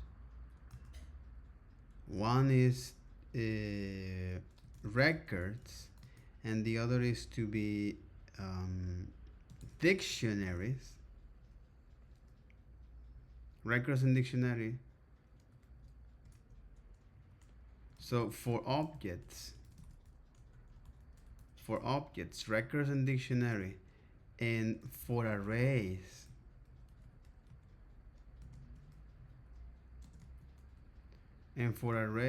is lists or tuples. I do think I put tuples with 2p. Exactly, it's with 1p tuple. Okay. It all boils down to if the object or array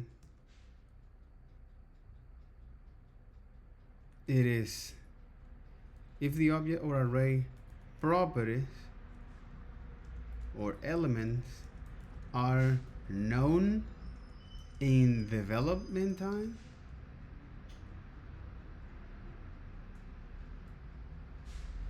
if the objects and array property of elements are known in development time, exactly, in development time or unknown.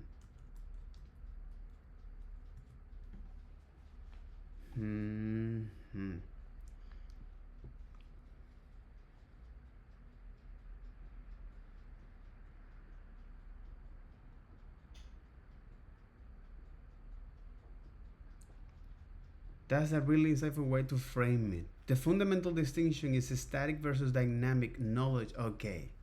This is okay. This is dynamic versus static here. Okay. Why do we even care about this? So since JavaScript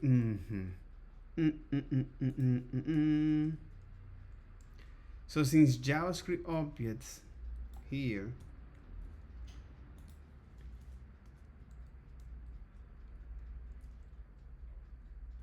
since JavaScript object, hash objects, and array has two nature. For objects, records and dictionary, for an array, list and tuple, it all boils down if an object, if the object or array property or element or array properties or elements are known in develop or unknown.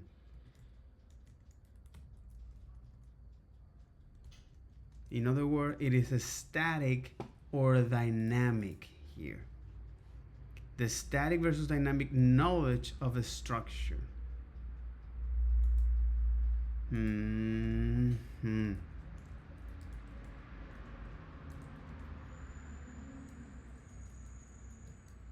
static, exactly.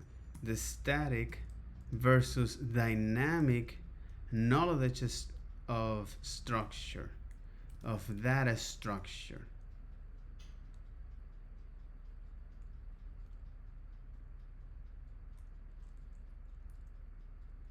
What? Status versus dynamic knowledge of data structure.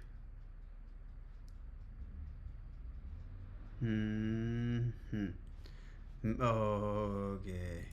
Holy hell.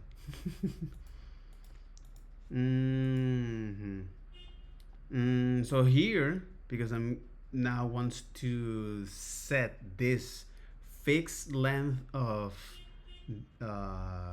collection, so I can say is, hey, the latitude will be now a number. The longitude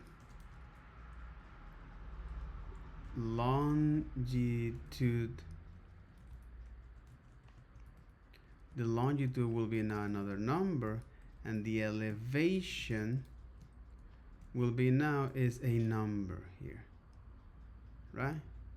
Or it can be like this, right? So this is the exercise and this is the solution.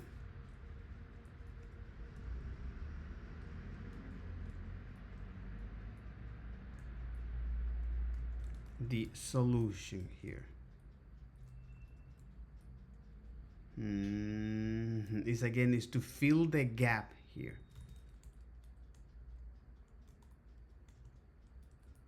Is to fill the gap here in my knowledge here. Okay, so there's specific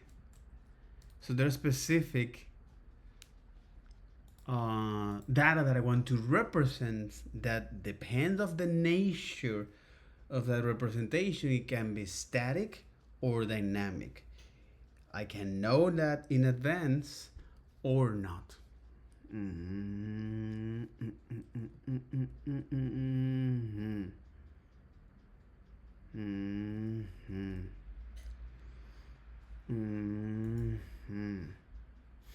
Holy moly, bro. Okay, we know that we need to solve this probably with some tuple syntax. So we might as well add number, number, number and see what that gets to.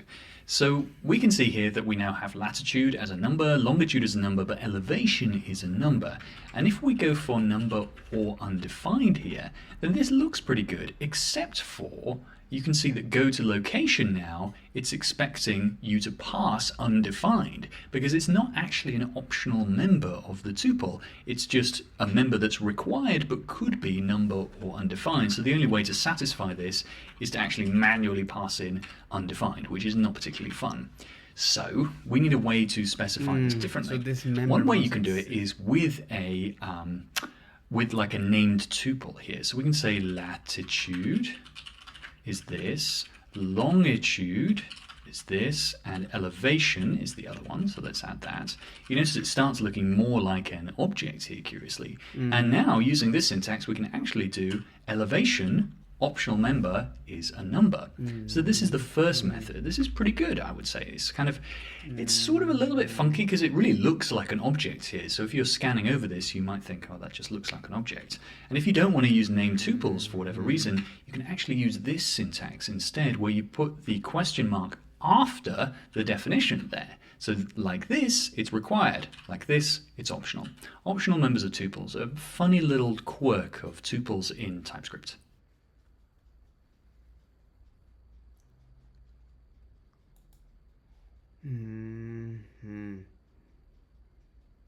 Mm-hmm.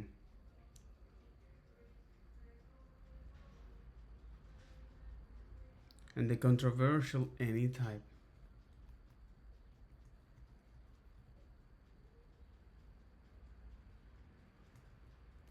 And the controversial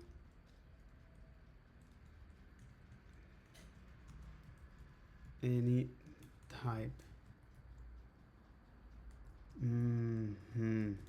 But you're starting to see the true about this, bro. In this exercise, we're going to look at any, a very famous, very useful, but very controversial type in TypeScript. We have a handle form data function at the top. We're calling e.preventDefault to prevent anything default happening with that form. We're creating some form data out of that form, and then we're basically saying creating an object from that form data and returning that object. In our tests, we have a document.createElement form. We set the inner HTML to add an input. Then we manually submit the form, and when it submits, we expect the value to equal the value that was in our form that we sort of... Exactly. So we are getting this element from the form. We are creating is this element form. Here defining is an inner HTML, a preset inner HTML. And then capture that form and submit with this value that I'm using for, which is you running this function handle format data here. That must go to evaluate is exactly that must go and evaluate that. So your passing is the event, and exactly your passing is the event. You put it target. Your passing is the event. Then in this event, it holds that information of the target. That when you pass the form data to do this data treatment to convert all of the inputs of that form into an object, then you want is to now is retrieve those data.entry, and you want to transform, you want to only get is what from entries. Okay, you only want is the you want to build is these objects here. You want to create now this object that contains is the name and the value here. Have a handle form data function at the top. We're calling e.preventDefault to prevent anything default happening with that form. We're creating some form data out of that form, and then we're basically saying creating an object from that form data and returning that object. In our tests, we have a document.createElement form. We set the inner HTML to add an input. Then we manually submit the form, and when it submits, we expect the value to equal the value that was in our form that we sort of grafted in there. So this isn't the normal way that you test forms, but I wanted to do this to basically really test out our handle form data, and something's gone wrong. There is an error in this setup somewhere, but we don't quite know where. So your job is going to be to take a look at this, see if you can figure out why this error is happening and debug it. And while you're at it, see if you can figure out what this any is doing for us, if anything.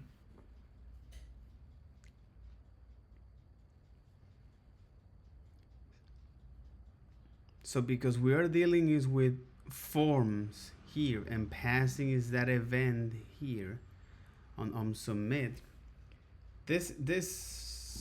it say, okay, Typescript is saying this, right? You say, hey, because it must be target, and I think he purposely put that exactly, and I think he purposely put that target. yeah, I think he purposely put that target as it is. Say the error originated in this. It doesn't mean the error throw inside of the file set, but while change run in the test might have caused error, it should handle a form submit here. It said the error was thrown while Vite was running this test. If the error occurs after the test has been completed, this was the last document test and it was thrown as it is. If you take a look at this, it say, hey,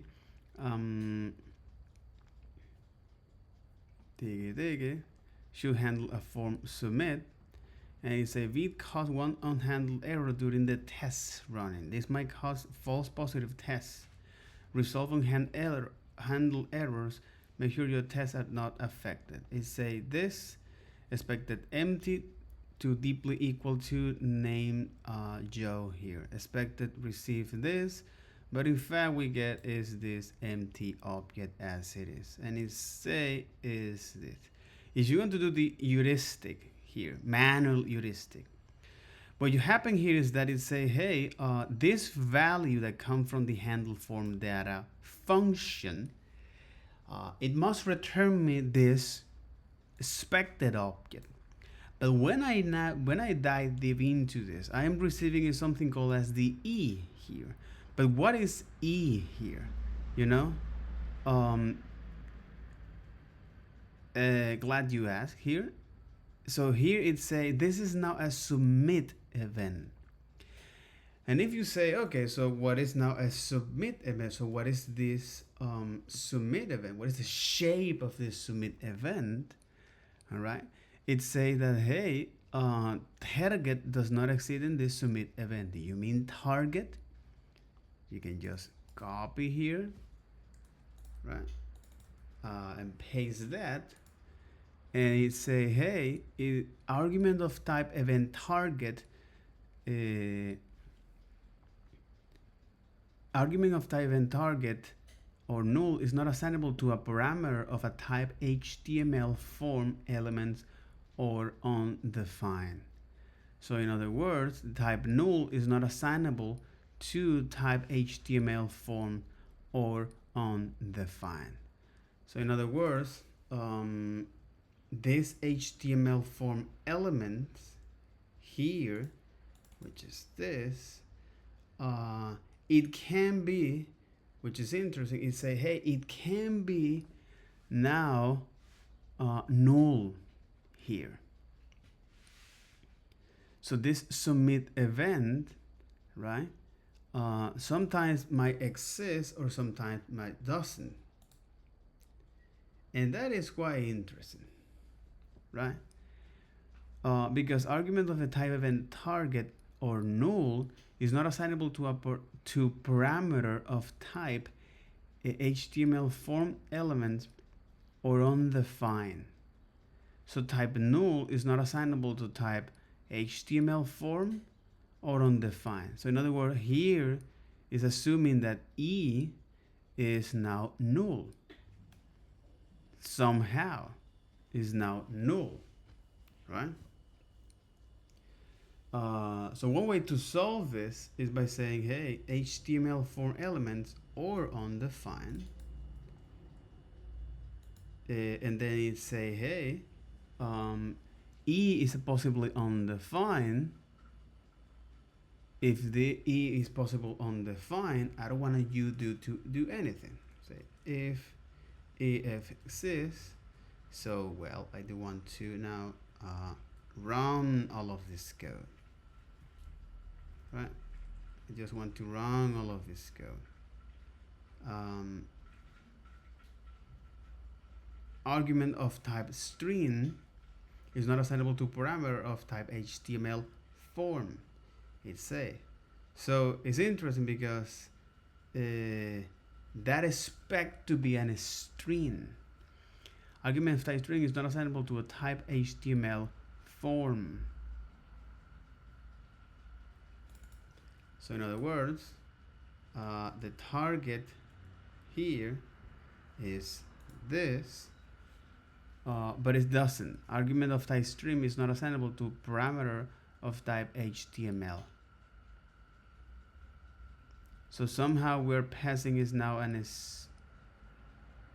this expect to be a string.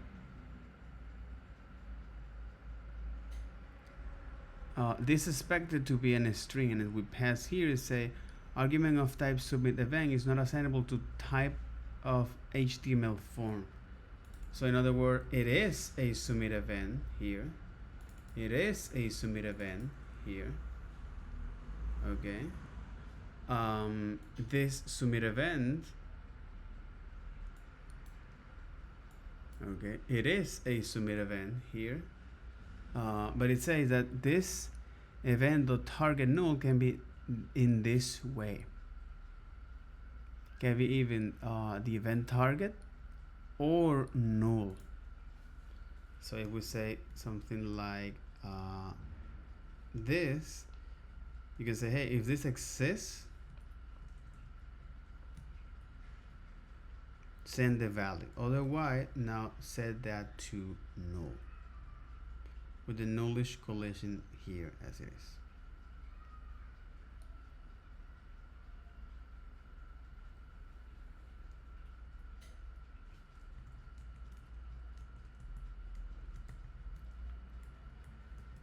Or null, right?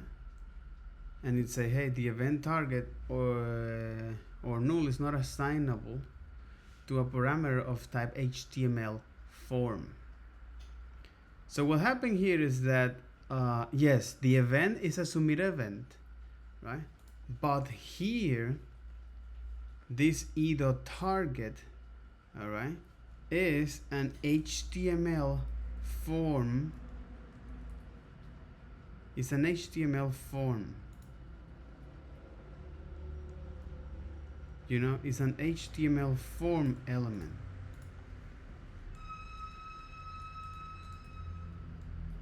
Come on.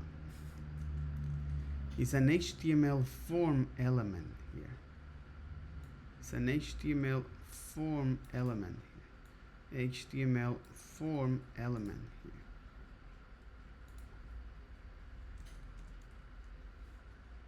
Right? So now I can fix that. And of course, if I say this as a target, it will say no, that doesn't exist on the submit event. And also the shape of this, the shape of this property, or the value of this identifier, is a HTML form element here. That is a very interesting debugging here, you know. So you take a look at down this, it actually worked as expected, bro. But that's actually, this is a very common issue that you might have a lot of the time.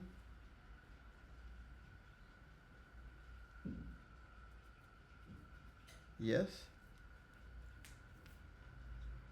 Oh, this is a common issue here.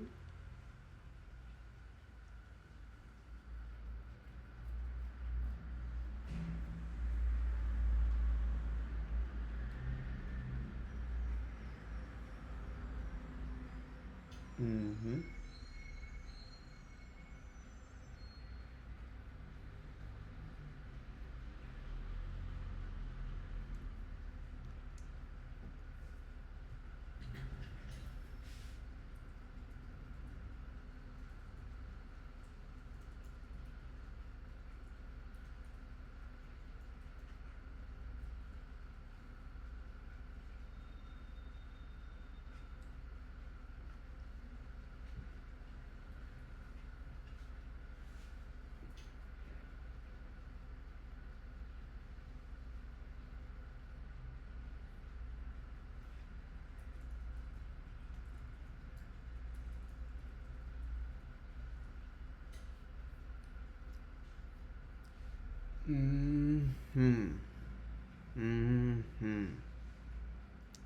But again, this is when we're dealing with the onSubmit event. You're receiving as the first parameter is this, and then the second parameter is the event here. In fact, you receive this as a function. That's as you can see is this. You receive this as a function here.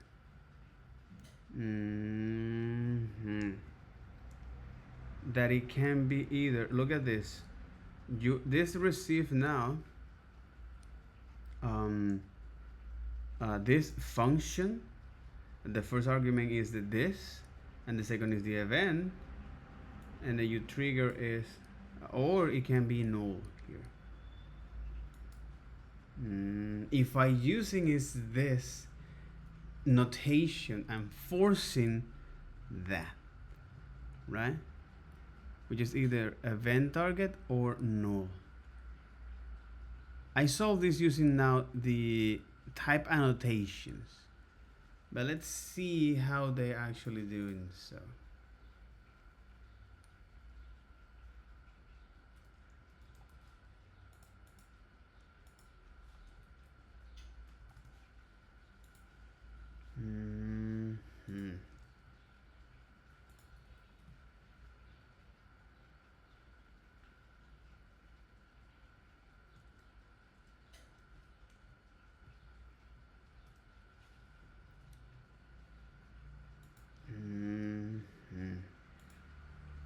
Okay, if you managed to find the solution, well done.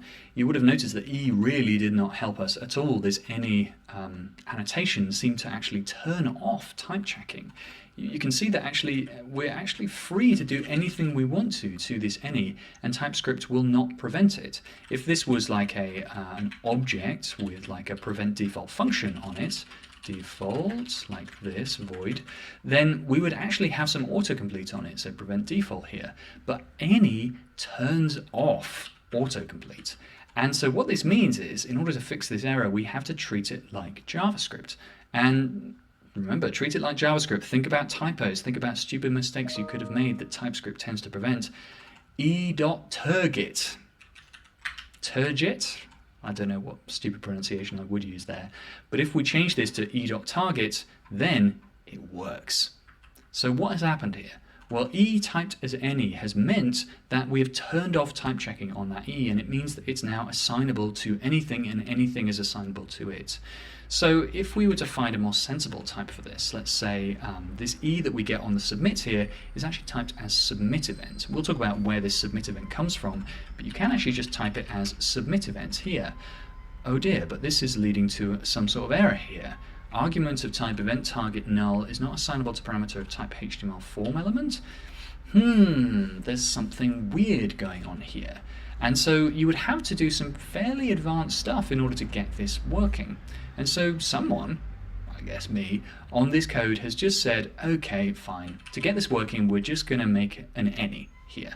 And that any is sort of okay in this situation. It makes the type error go away, but of course it exposes us to bugs further down the line. We're going to talk about this a lot more later, but I wanted to give you like an early insight into any, some problems it can cause, and because it's present in a few different global JavaScript and TypeScript APIs. So there you go, any.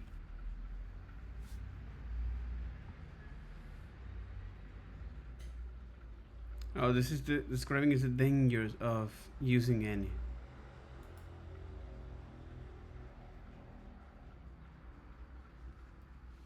Yeah, the deal there is that the danger of using any is that it disables auto-completion feature and expose you to bugs in the future. In this exercise, we're going to look at a modify user function. Now, this is a similar challenge to what you may have seen in the past, where you want to map over an array of something and then change something in that array with a certain ID. So here we're taking an array of users, then an ID of the user that we want to change, and then a function which makes that change. So the idea is that we map over each user. If the user ID corresponds to the ID that we want, then we make the change. So the idea is inside make change is you would do some sort of mutation with that user. So let's take a look down here. We basically have modify user, where we have users, the array. We're passing in 1, so this is John here, and we're changing the user from this user here and giving it a name of vacas instead. And now this modify user here, we shouldn't be allowed to return something which doesn't correspond to the right name there, or it doesn't correspond to the right type. So here we're returning name123. That doesn't correspond with the user name up here. So your job is to work out how to make a type that is a function, because this is what we want. We want to represent make change as a type, which is a function. And that function is going to take in a user and return a user. So that's your job, is to try and figure out what type annotation you can give make change for these errors to go away. All right. Okay. I do think that'll be all for, I'm gonna make this quick here, but I say, hey, since this is now a function that I'm going to receive, and here I'm going to receive is the user as the user, and this make function here is returning now is a make change. It makes change. It makes change, right?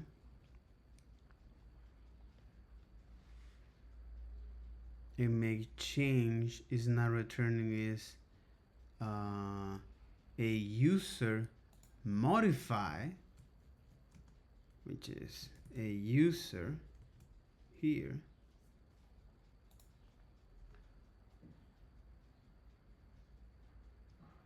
but a user modify here, you know,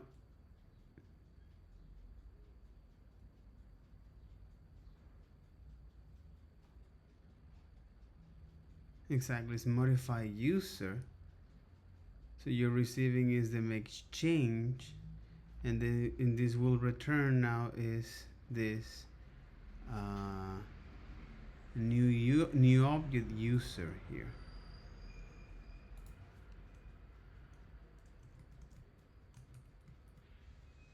Something like this, right? And it all was based on what this make change is doing, right? What this function is going to receive and return, which is a modification of that. Holy moly here. So function types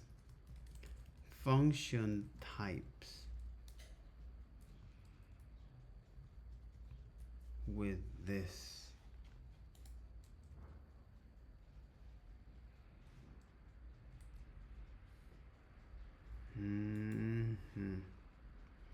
Whether it's I use as the function keyword or the function notation. So the way that we annotate a function type on make change here is we first of all say, okay, it's a parameter like normal.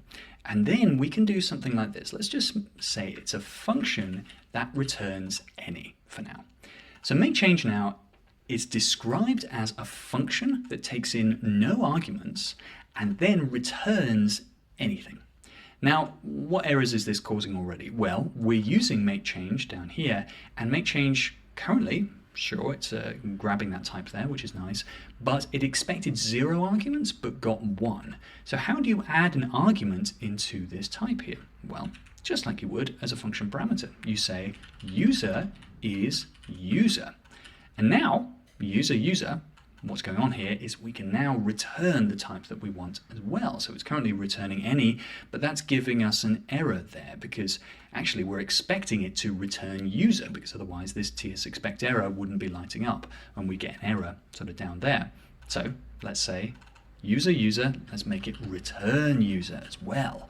So now when we're doing some modifications in here, we're going to get autocomplete for the things that we want to use here.